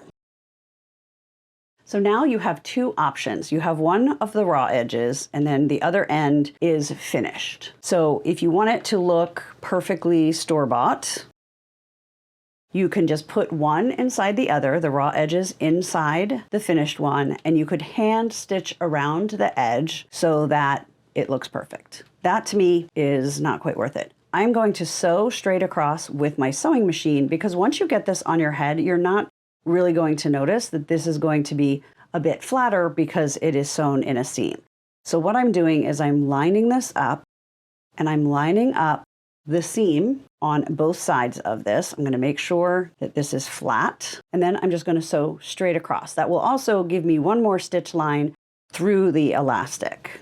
That is how easy it is. You can sew this up in probably 10 minutes or less, and if you wanted to make a bunch, you just do each section at the same time. On this white one, I did one that was 18 inches and one that was 20 inches long. I honestly can't tell which was which. I think this one has a little more rippling, so this probably has 20 inches, so it's going to look a little bit fuller when used, but not a huge difference. So whether you're making them 18 inches long or 20 inches long, you can get two scrunchies out of every 5-inch strip if you're going selvage to selvage or width of fabric. So it is a very cost-effective project and cute and fun. Let me know in the comments who you're going to make these for. Are you going to sell them? Are you going to give them as gifts? Are you going to use them as party favors, trip things? I would love to know. Hello, today we are going to make bean bags. When my son was little, I used to love planning his birthday parties. I was one of those crazy moms that had it at our house, and one of my go-to games was bean bags. And he got new bean bags every year because that had to go with the theme too. Bean bags are great for parties. They could be great for school parties. You just to play and have fun. Something for the kids to do while you're camping, something for the whole family to do while you're camping. So many ways to use this quick and easy sewing project. And I have done a lot of the work for you. First, I want to tell you there's a wide variety of prices when it comes to beans and different sizes. So you want to get dry beans. You can get a little bag of beans. These are kidney beans. Or you can go big and get 8 pounds of beans. My son is 31 and I couldn't remember how big the bean bags were that I used to make for him. So I became Goldilocks and the bean bags. Depending on the size of the square that you make will depend on how many beans you need. This 5.5 by 5.5 inch square, or if you have some 5 by 5 pre-cut scraps, it's going to be about this size. You can use these too. This is going to need a cup of beans. This teeny tiny size is going to need a 1/4 cup of beans, which apparently is what they consider a serving of beans on the back of all of these dry bean bags. And then the size that I am going to recommend you do is the 4.5 by 4.5, which will need a 1/2 cup of beans. If you get a pound, this says 10 servings, that's a 1/4 cup. We need a 1/2 cup, so we can make about 5 bean bags from a pound of beans. That might be good. Now let's look at my big bag. 8 pounds of pinto beans has 103 1/4 cup servings, so I can make about 50 bean bags with this. So you would definitely want to do this if you're doing this for like a community event, or you want to give bean bags as a party favor, or you want to sell them. Whatever, that's when you're going to need this big bag. I'm not exactly sure why I need this big bag, except to show it to you now. Now that we have all of those sizes out of the way, let me show you how quick and easy these are to make. Let's start with our supplies. We obviously need beans of some sort. I'm going to be using a measuring cup. I'm going to be doing the 4.5 by 4.5 inch squares, which will need about a 1/2 cup of beans. Now, I can tell you from experience, you do not want to try and pour the beans from this bag into the fabric bag without using a funnel, or they will be everywhere. Guess how I know?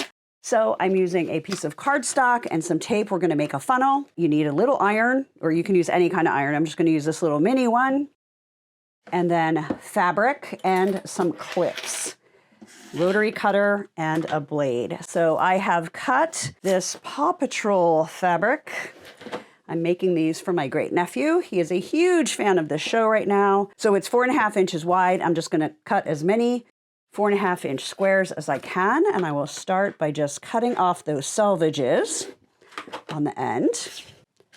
All right, I have this folded in half, so that's 1 bean bag, 2 bean bags, 3 bean bags, 4 bean bags, and not quite 5 bean bags. Yeah, that's too small. We'll keep that for something else.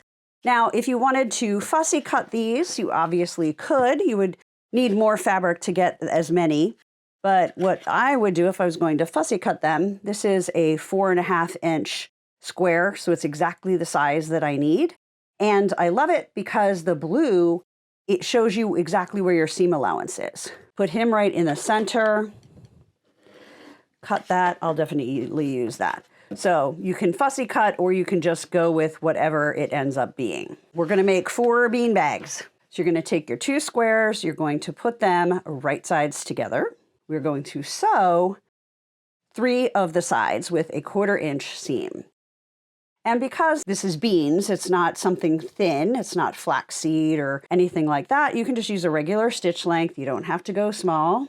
Okay, so I have them all matched up. Now we're gonna head to the sewing machine and sew those together.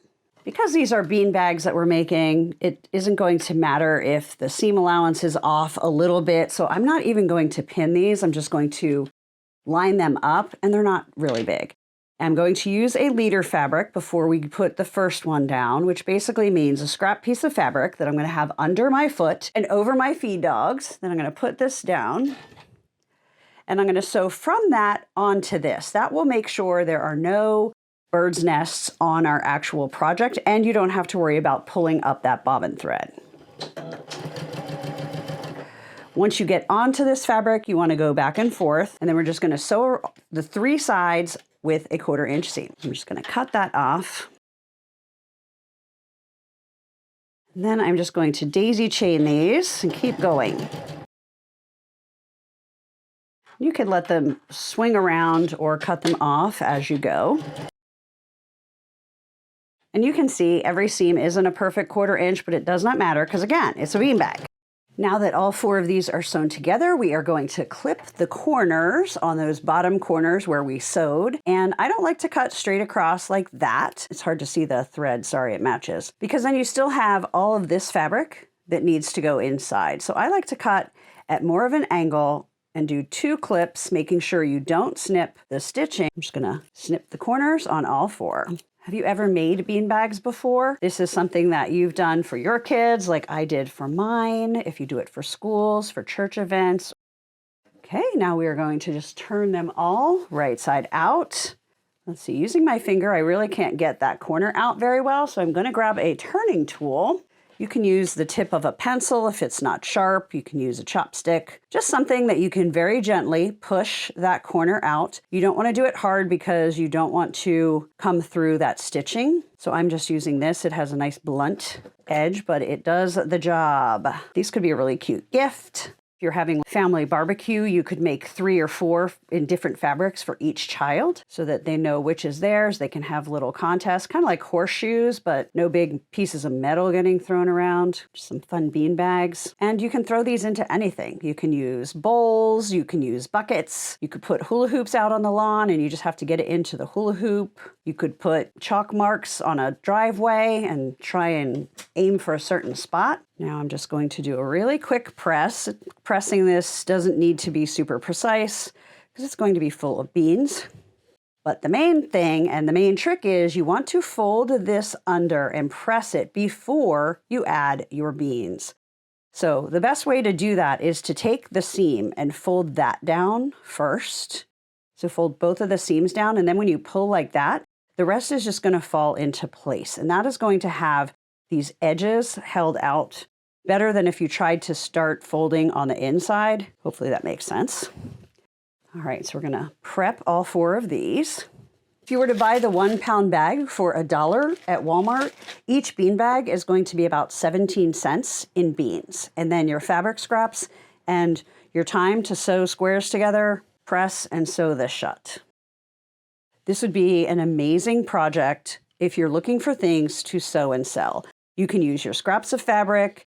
You can really just whip up a bunch of these all at once, and you can get your pinto beans quite inexpensively if you buy 8 pounds or even go get a Costco size.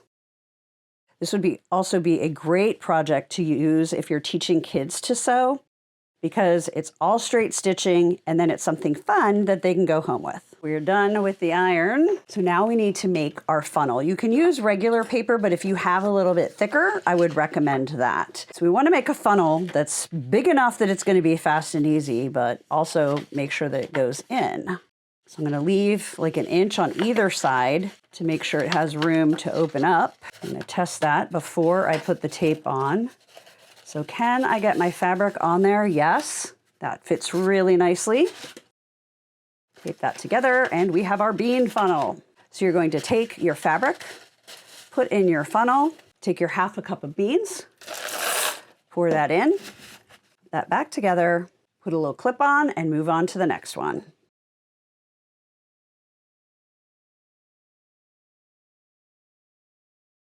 Now, if you're doing this with kids, I would put more than 1 clip. I just know that I'm going to be able to hold these closed well as I take them to the sewing machine. If you're newer or you're nervous or you're working with kids, definitely do 2 or 3. So now we got to go back to the sewing machine. Now you want to make sure you keep these edges together and the beans away from where your presser's foot is going to be. So kind of push to keep the beans over here so that's nice and flat. I'm going to use my leader fabric again. And I am using a thread that matches so that it's not going to really show up on the fabric. It made it a little harder for you to see when I was cutting the corners because I had already put that in. Again, just make sure you are holding those beans back away. And when you're sewing these shut, you just want to make sure you're sewing and catching this folded part. You don't want to sew under here and then have that flapping out. One thing I love about bean bags is they're quick and easy and they're not an exact science like some other projects. Then you're just going to cut them apart and cut any of that extra thread off that's in between each bean bag. Now we have 4 bean bags and it is time to go have some fun.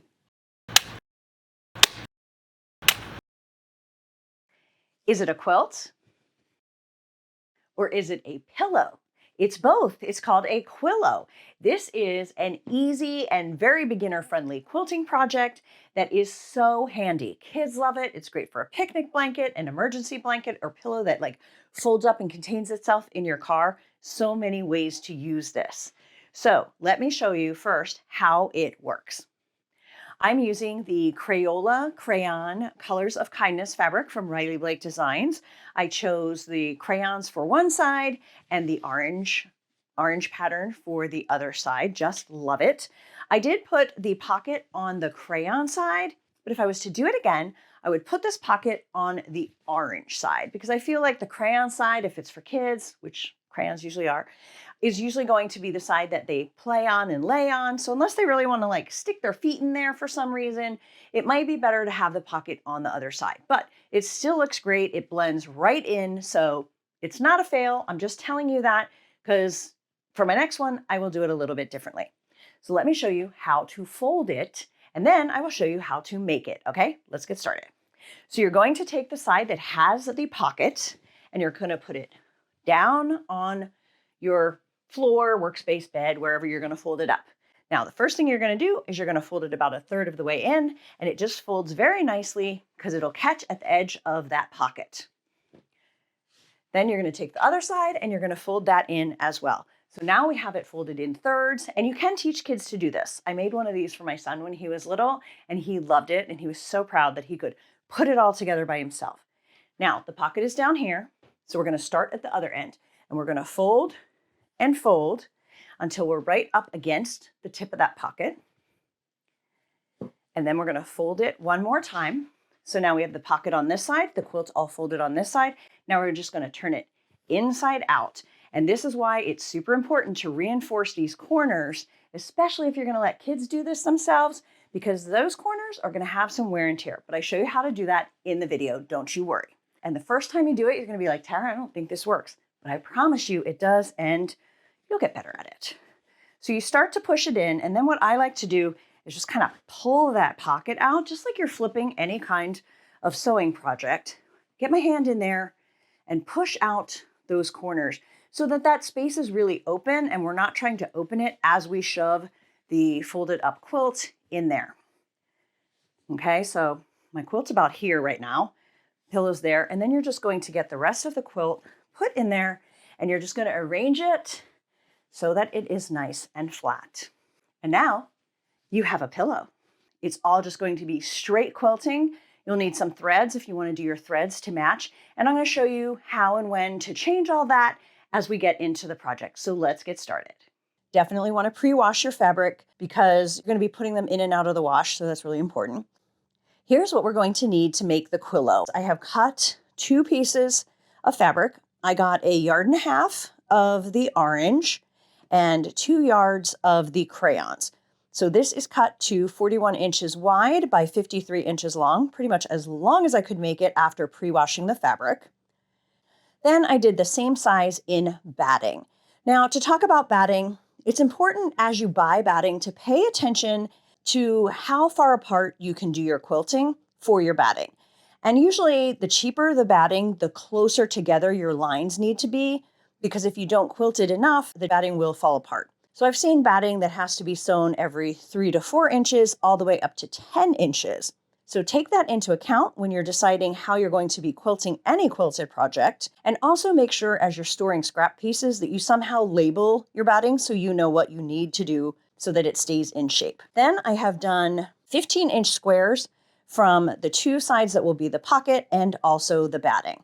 So I'm going to put the quilt part aside for now, and we're going to prepare our pocket. And you're going to prepare the quilt the same way, but at least this I can get onto the camera. So we're going to put the fabrics right sides together, get those evened up, make sure those edges are all lined up. And then we're going to put the batting right on top. So we're making a little sandwich so that when we turn it right side out, the right sides of the fabric will be out and this batting will be sandwiched in the middle. And then you're just going to pin or clip all the way around, and we're going to take it to the sewing machine.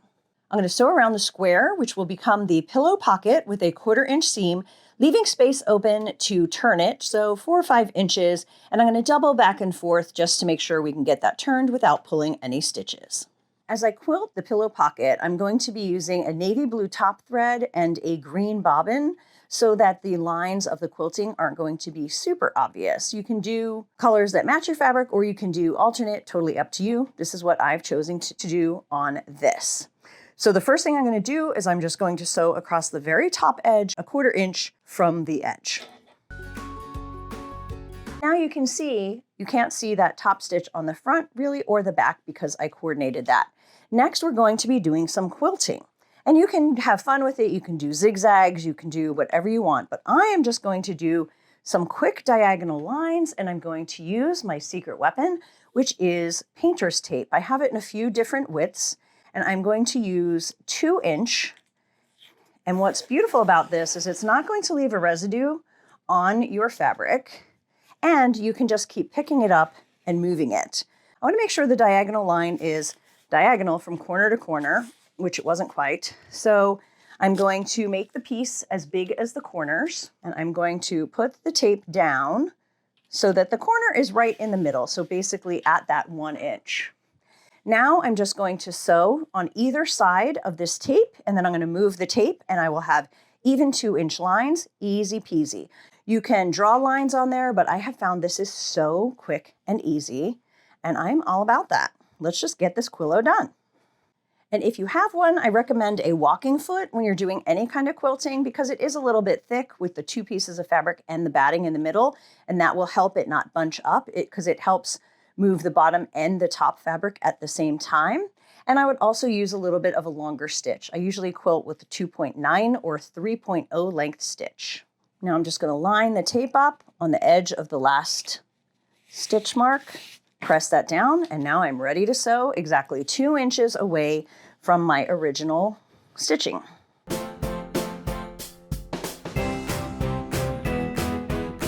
As you get closer to the top, your tape is going to be much, much longer than you need it to be. So you do need to make sure it doesn't stick to your sewing machine as you're beginning to move forward, or it could mess up the evenness of your stitches. So I usually just keep a little bit here, the longer end back here where I can control it a little bit more, and then just keep going. And while 2 inches is right there, I'm not going to sew that because we're already going to be going around that corner, so it is really not needed. I'm going to flip it around and do the other side.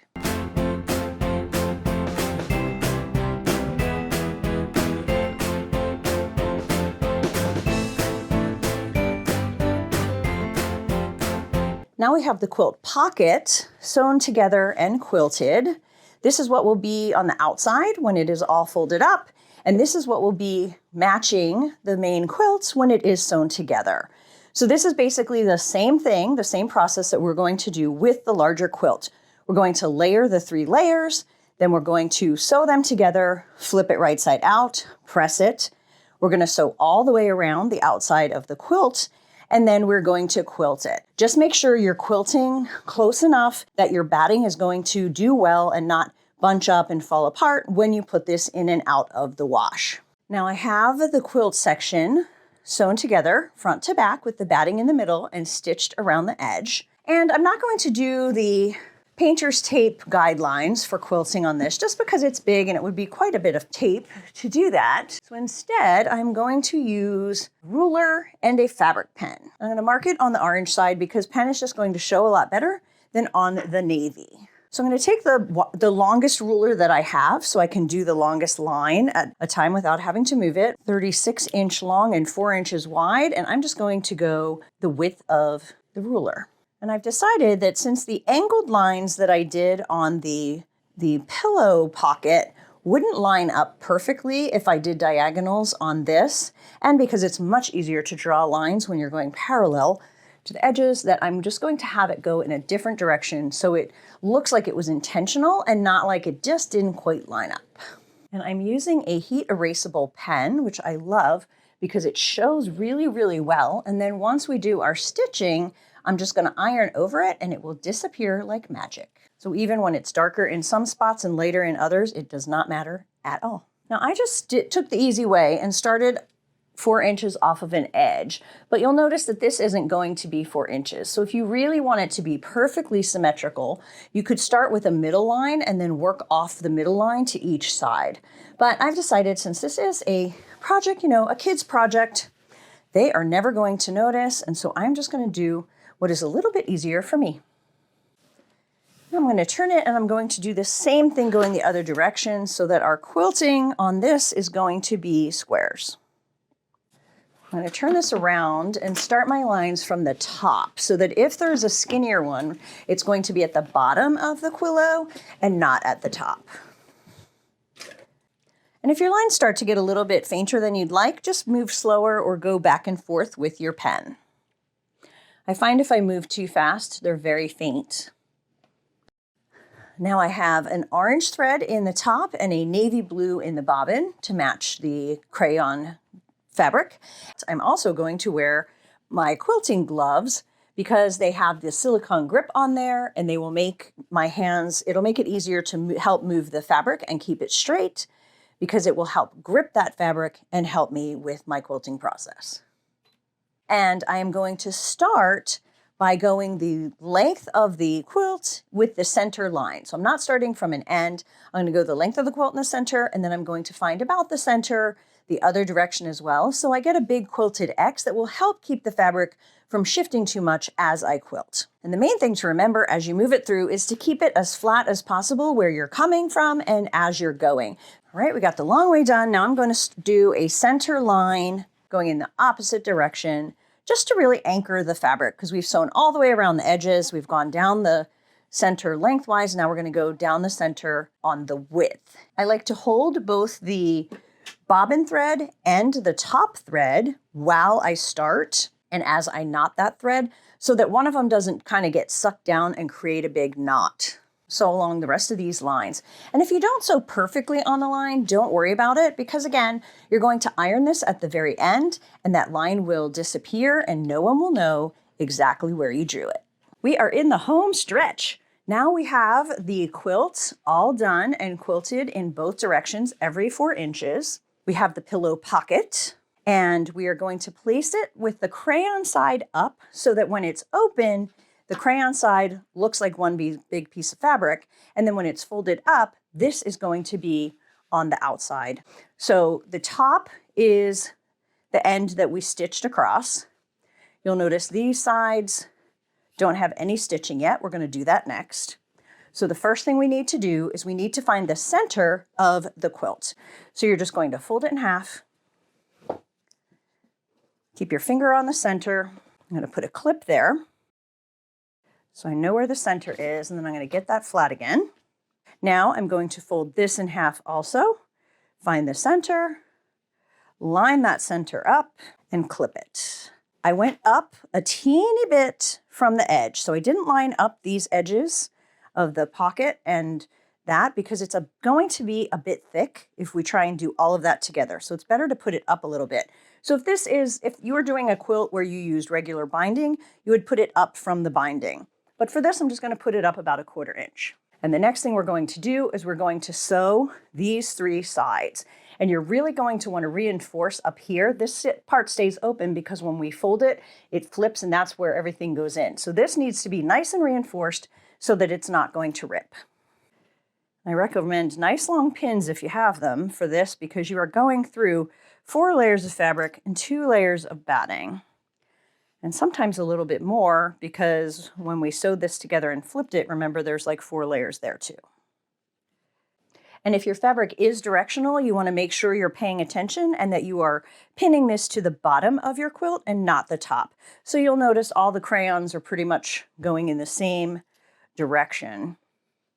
I'm not pinning this on the top where then the pillow ones are going to look mostly opposite of what the rest of the quilt looks like.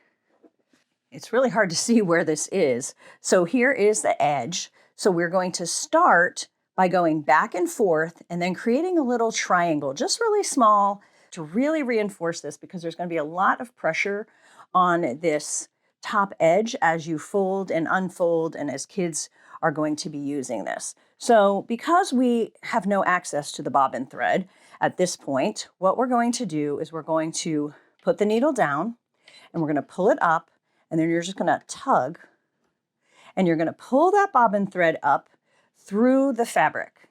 See how I did that? So just like you would pull a bobbin thread up if you didn't have anything down, you're just pulling it up through here so that we're still going to be able to hold both the top and the bottom thread when we do a knot. And that is going to reduce the gnarly knots that you sometimes get on the back of a project. I've also switched my bobbin and top thread colors, because now the bobbin thread needs to be orange to go with the back and the navy is going to be on top. So let's get this pocket sewn on. So I go down about 1 inch and then I'm going to backstitch all the way to the top again. I'm going to lift my needle and I'm going to twist, and I'm just going to go to like 3 or 4 stitches along the top. I'm going to backstitch again, forward one more time. 1, 2, 3, lift my needle.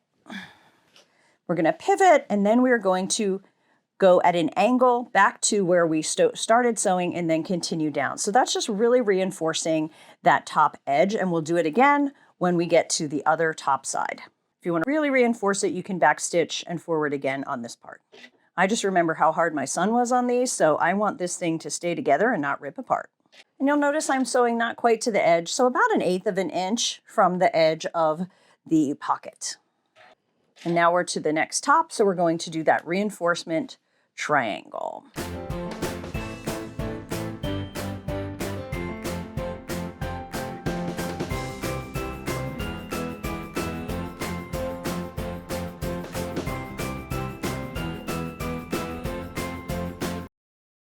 Just to show you the different ways you can do these, you can do them obviously with one piece of fabric with a cool print on it. That's going to look great. The example we're going to do, I'm going to use a solid piece of fabric. This is another just solid, it'll be super cute. And then this is an example of just taking it a step further. Instead of just cutting the template on a plain piece of fabric, I pieced these 3 pieces together so that it's going to be a little bit more interesting, especially for the 1 to 4 year size, which is bigger. I think that's kind of fun, but it does obviously takes a little bit longer.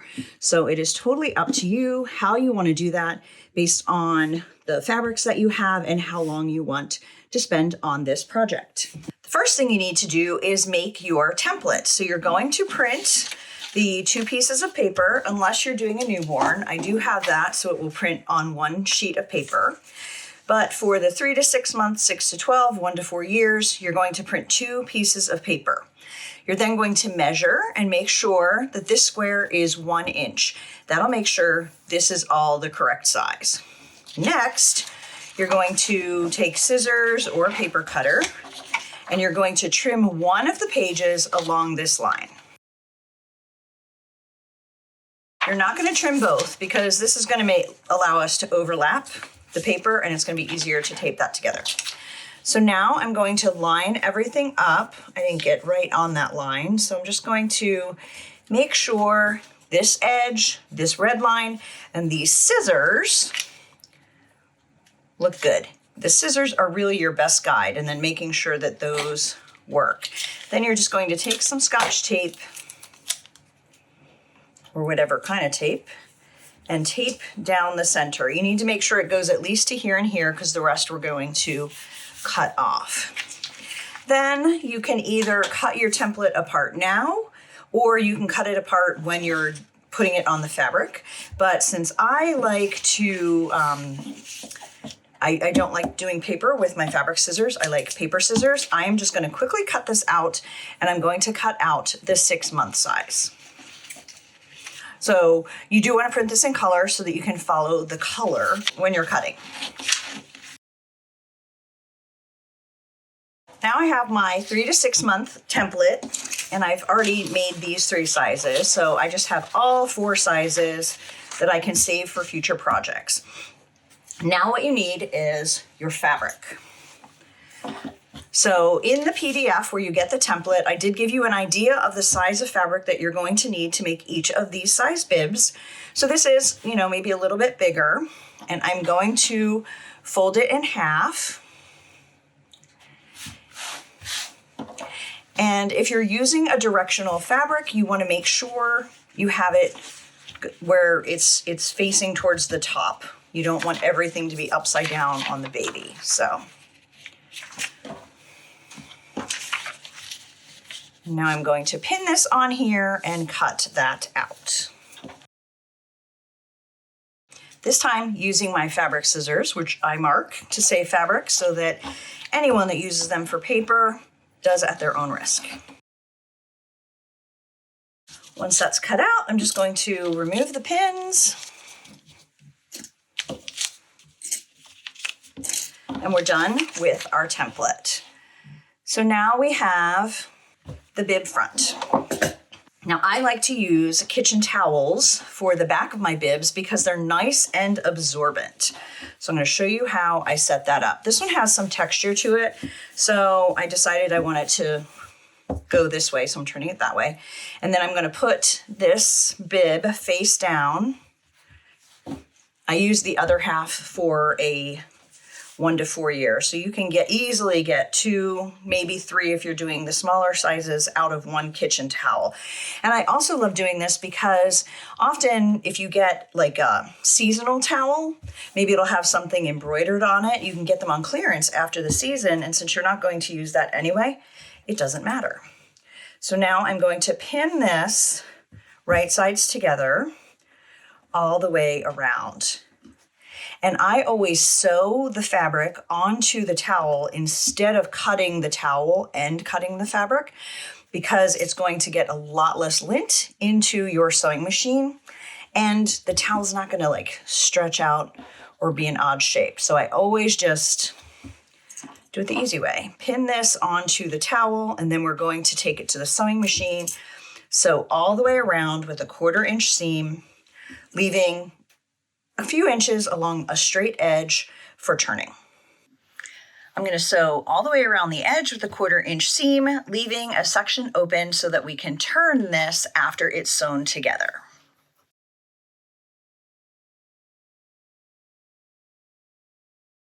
Now that it is sewn onto the towel, we're going to take our fabric scissors, cut all the way around, and then we're going to clip the curves so that we can press it and have a nice shape to our baby bib. I usually just do a lot of single clips. You can do a triangle as well, totally up to you. Make sure you do not clip the sewing lines. And then because this area up here, it gets pretty small, after I do the clipping the curves, I like to trim that in a little bit so there's going to be less fabric bulk in there when you turn. And this really does make a bit of a mess with the edge of the towel and the fabric, so you are going to need to clean your cutting mat if you do it over your mat like I am, so you don't get a bunch of lint on your next project that you might put down forgetting that you had towel stuff all over your workspace.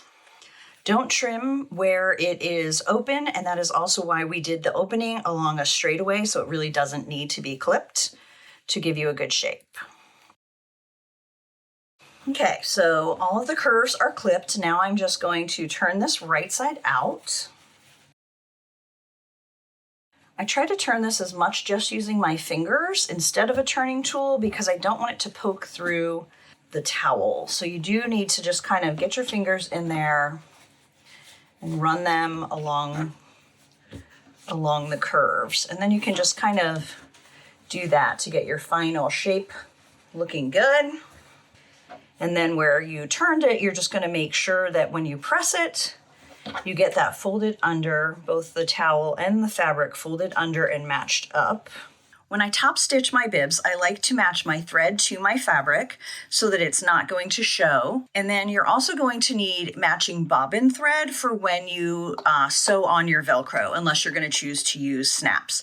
So for top stitching, I'm going to use the thread that matches the top and a bobbin that matches the towel. So I'm going to go with green and white. The final step is to figure out your clasp. You could do a button, you could do a snap. I like to use Velcro because I just remember wrestling with my child to get these bibs off, going around their head. I like it to be as simple as possible. Just remind whoever's going to use it to make sure they have it hooked together before they put these in the laundry. So I do like a 1/2 inch to 1 inch square. And if you're right-handed, or the mom or dad are right-handed, you're going to want the right side overlapping left. So I put the soft part on the back of the right, and I put the loop on the left. So we can sew the left side on while we still have the green on top, white on the bottom, so that the white is going to match the towel. Now you'll see, because I used the white bobbin thread, you can't really see this on the back. So we're going to need to change both of our threads to put this part, the softer part, over here, because we want it to be white, so you're not seeing it there. And then we don't want to see it out here because this is going to be the top, so we need the bobbin green, the regular thread white. Then I just cut the ends. And when you hook it together, it looks great. You can't see those stitch marks. That is how easy these bibs are to make. Now I have a set of 4 bibs from newborn to 1 to 4 years. In today's episode, we're going to be making something for baby, one of my favorite projects, which is a big, soft, snuggly hooded towel. And we're just going to go the simple way so we can whip these out. Makes a great baby shower gift, something great to make for your own baby, and they are just wonderful. If you go to the store, I went to Target, grab 2 bath towels, 1 hand towel, and some scraps of fabric that you like, or if you want it to be even faster, a 2 or 3 inch wide ribbon. You can make 2 of these hooded towels in no time flat. We're going to set our bath towel aside for now, and we are going to work with our hand towel. So we're going to lay this open, and we're going to measure how wide it is. So this one is 17 inches. The reason we need to know that is we're going to be preparing our fabric. So I'm using this scrap of the Crayola Colors of Kindness by Riley Blake Designs. And since our hand towel is 17 inches wide, we need a piece of fabric that is 19 inches by 4 inches. Then we're going to be pressing it and turning it into a 2 inch wide piece that will go across the hood and be super cute. So I'm going to start by cutting a 4 inch wide strip. And then 19, since this is folded in half, we need 19 divided by 2, which is going to be 9.5. And I open that up and double check my work. Okay, 19. Now I'm going to grab an iron and the ironing board. Okay, we have our 19 inch piece of fabric. I'm going to turn that right side down. And I'm going to give it a little mist because I am using an iron without steam. Are you a steamer, or do you prefer to put your water right onto your fabric? Let me know in the comments. So the first thing I'm doing is I am pressing this in half, and then we're going to open it back up, and we're going to press each side into the center, and that is going to give us a beautiful 2 inch strip of this Crayola fabric with the raw edges put on the inside. I like to use regular size towels so the kids can grow into them. They can just be super big and fluffy for babies, but then they can even use them as they become toddlers. And we're going to go back to our hand towel. Now, the reason we can do 2 hooded towels from each hand towel is that these hand towels are nice and long. So what we're going to do is we are going to line up one of the sewn edges, and then you're going to cut 10 inches from that side. So you're going to have a hood that has 3 edges that are already sewn, and then the 1 raw edge, which is the one that we're going to attach to the towel. So you don't have to deal with bias tape and all the things like that with this project. We're all about just getting this done fast, cute, and ready to use. So I'm doing the same thing, just cutting that at 10 inches. And then we have just a little bit of extra. So I'm going to save this. I might sew it with some flannel to the other side and make a cute little washcloths. We'll just set that aside for now. And we will also set aside the second top. You do want to make sure you don't let a lot of fuzz stay on your cutting mat, because if it stays in those grooves, your mat won't last as long. All right, we're going to get the ironing board back up here. And you want to pin this onto the right side of your towel. So this should be the inside of the hood. See where it's folded over, and this is going to be the outside. So you'll notice we made it a little bit longer. And the reason I have it back on here is because we are going to press these ends so that they are the perfect length for this hand towel. And even each end might be a little bit different. So you just always want to do it. And you can decide where you want to put it, closer to the edge, further up. That's totally personal decision. So you'll see I just folded that over. I'm going to give that a little press. And then I'm just going to pin those ends. You want to make sure you don't pin it to your ironing board. Then we're just going to make sure it's going straight across your towel. And we're going to do the same thing on this side. We're just going to fold that under so that it matches the edge of our towel. Then you're just going to put a few pins to hold it in place and make sure it's going to stay straight. Then we're going to take it to the sewing machine and we're going to stitch around all four sides to secure this to the hood of the towel. Now I have my fabric on there, and so now I'm going to fold this in half with the fabric side in. And we're going to match these raw edges, and you can clip or pin them together. And then we are going to sew the raw edge together. Now there's a couple ways you can do this. You can do a 1/2 inch and a 1/4 inch seam, or you can do a zigzag. We basically want to get this sewn together and also try and encase some of this edge, because it is, a towel. And so it is going to kind of fray apart if we don't somehow overlock that. So I'm going to do a zigzag stitch, a little more than a 1/4 inch. So let's see how this goes. I do have a walking foot on here, but it doesn't work for zigzag, I'm learning. So if you want to zigzag with two terry cloth, it almost is sitting still. So I'm just kind of pulling and helping the bottom feed dogs by pulling on the top. This might be one reason to do two straight lines, but I really do like how this is encapsulating it. So you can see up here is where it just kind of sat still.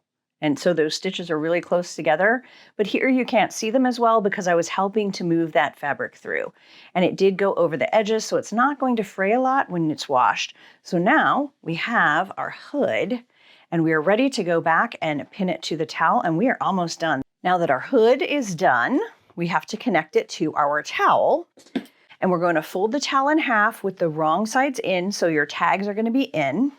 And we basically need to find the center of one of the long ends. So not this shorter end, but the long end, because you want the short end to wrap around them like a big hug. Okay, and now we're going to take our hood, and this is where we sewed together, and we're going to put that right inside the folded towel. We're going to overlap, about a 1/2 inch. And then we're just going to pin that on. When we sew it, we're probably going to go from here. So what I'm going to do is I'm going to kind of fold that back and pin half. And then I'm going to flip it. And you just want to make sure it's overlapping about the same so that the hood is a nice size, and pin the rest of this together. So let me know in the comments if you're going to use this as a little side hustle or for your own kids or as a gift. Now, the hardest part of this project is sewing over that really fat fabric part where it's folded.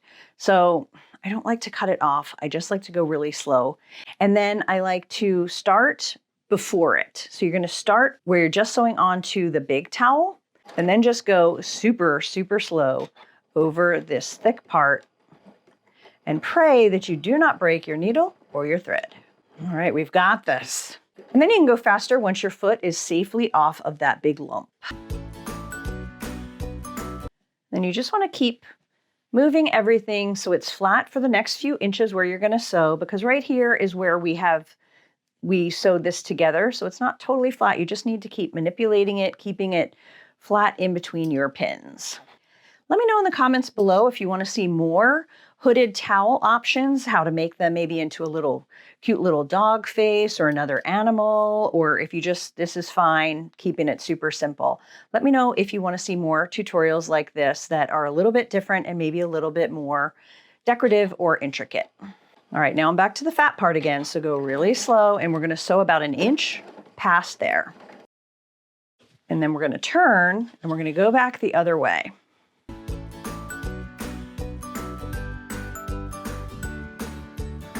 Back here, so go real slow again, and then we're going to go about 1/2 inch to an inch over, and then we're going to knot it, and it will be all done. And the reason we went twice was just to give that towel a little bit more strength and stability for long-term use. And that is it. It is done. So simple. Here's what the inside looks like where we sewed it together. So this side you can see where the fabric overlapped a little bit. I didn't do that as perfectly as humanly possible, but again, it's on the inside. There's outside of the hood. These are really easy to fold. You're just going to fold it in half, just like a regular towel, except this one is going to have a hood. Today we're going to be sewing for baby. I'm going to show you how to take these very functional, unattractive baby diapers and turn them into cute burp cloths. Super easy, but not quite as easy as I thought it was going to be when I started. So I'm going to teach you the tricks to make this fast and easy. Great gift for baby showers, for new baby. Look at how much prettier that is on my shoulder than that, right? And I'm going to be using my new Golf Days fabric. This is perfect for the new baby boy in our family, and it makes a great little gift. So we are going to take a file folder and turn it into a template.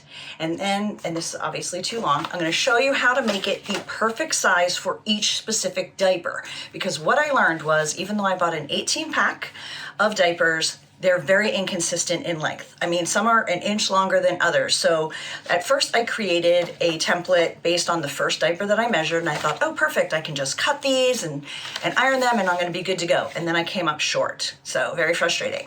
So I'm gonna teach you the tricks to get this perfect with a long template. It's gonna be fast every time. Then, if you want to make diapers or any kind of baby gift from my golf fabric, I'm also offering this free download on my website, a gift for baby. See what I did there for? So you can go grab that, and I will have a link below the video so you can have that to match the art. So are you ready to get started? I'm gonna teach you the tricks. It's gonna be super quick, and this is a functional, pretty, and easy baby gift to create. Before you start, make sure you have pre-washed your fabrics and your diapers and iron them all. It's really, really important to pre-wash on a project like this, because if you've ever had a child, you know these things are going to be going through the wash a lot, and you don't want them to be shrinking in different amounts after you have sewn them together and made them pretty. The purpose of cloth diapers is to be functional, obviously. They're thick in the center, thinner on the side. You fold them up, wrap up baby, and it catches all the liquid and some solids that come out of them. That is their goal, but they are perfect for making burp cloths to also catch liquids that may end up on your shoulder when burping baby.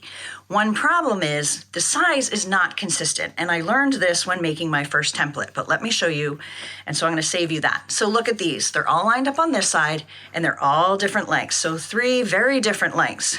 This one, that's over an inch longer. So if you make one template that is as long as you think it's going to need to be, it's not going to work for all of your diapers. So here is what we are going to do. We are going to take a diaper, and these were all from the same pack of diapers. It was like an 18 pack of, I think, Gerber brand. I like how thick they are. We're going to take one diaper, and then we're going to measure how wide the thick part is, because I want my fabric to cover that.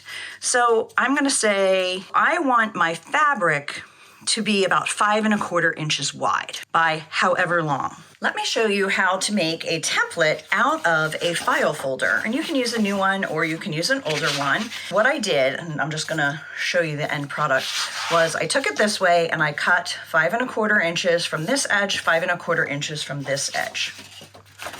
So I have a and I love that it folds so perfectly for easy storage. So I have a tri-fold template that is definitely longer than any diaper you're going to get. See, definitely longer. This is the full length of a folder.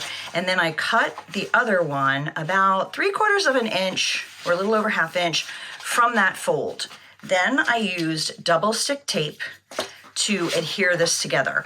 I didn't want to put tape on the outside because I'm going to be ironing on this as well as using it for cutting. That is going to give you a lot of speed with this project. So I didn't want anything plastic that might melt when I ironed it. So now this is the perfect width for the diaper. I have it folded. I took the template and I cut 1/2 inch to an inch over the edge. This, again, makes it fast. Don't really have to measure, you just go from the sides. So now we have a strip that is way longer than we need, but the perfect width. Now we're gonna go to the ironing board and I'm gonna show you how to iron it and make it the perfect size for this particular diaper, because as I showed you, every diaper is gonna be slightly different length. The first step on the ironing board you can do with or without your template, but it is super easy to get a really straight fold if you put your template down and just turn the end over the paper and just quickly press that. You'll notice often one side of this is straighter than the other. It kind of bows because, again, it's functional. It's not really designed for us to decorate perfectly. So I always put the straight edge on my left, and then I line up the fabric to be even with that edge and kind of centered over that cushion part. Then I'm going to cut off past the diaper. Do not cut your diaper. And I'm going to do it about 1/2 inch past there. I'm back at the ironing board and the fabric is centered over the cushy part. This is lined up on this edge. And now I'm going to fold this under so that it lines up with this edge, which isn't totally straight. But I want the fabric to follow the diaper. And then I'm going to iron that down. All right, now we're gonna put the diaper aside. We're gonna put this face down and we're going to put our template centered. And now I'm just going to press these edges up over the template. And that's going to give us a really nice strip that is the perfect size to sew onto the diaper. Okay, now you're just going to pin this on here, take it to your sewing machine and sew all the way around and it's done. You can whip up. When I sew the fabric onto the diaper, I usually use a thread that matches the fabric for the top and a white for the bobbin, just so it's not obvious where your stitching marks are. A batch of 3 or 6 of these as a gift within less than an hour. So quick and easy. Now all that's left is to get them ready to give to the mom-to-be or as a new baby gift or to get ready to sell. So I simply turn them over, fold in the flaps that aren't sewn to the fabric and fold them in half. It's the perfect size to tie up with a bow, add a tag, put into a gift bag or however you want to do it. And if I'm doing them for baby gifts, I like to do a set of 3 or a set of 6. So I think these 3 look great together. So I'm gonna pile them like that. Then I just took a strip of the selvage that was left over, grabbed the free gift tag that you can get on my website, punched a hole in it, threaded the fabric through there. And I want that to be kind of centered, and then I'm just going to tie it up, and it is going to be the most adorable gift. Look at how cute that is. And then you can trim these if you'd like to, but super cute and ready to go. So what did you think? Anything in here that you're going to give a try? What do you think is going to go well in your market? Grab some fabric scraps, make some things to sew and sell, or do custom orders, sew and sell for your neighbors or other people in your community so that you can get that machine that you want, go on that vacation, go to that fancy dinner, buy those shoes, whatever it is that makes your heart sing. My name is Tara Reed. I'm an artist and a fabric designer with Riley Blake Designs, and I love to teach easy sewing projects, sewing for beginners, quilting for beginners, quilt block tutorials, and more. So I'm so glad you found me. I hope you subscribe to this channel. Hit that bell so that YouTube will notify you the next time I post a new video, and let's just have so much fun together.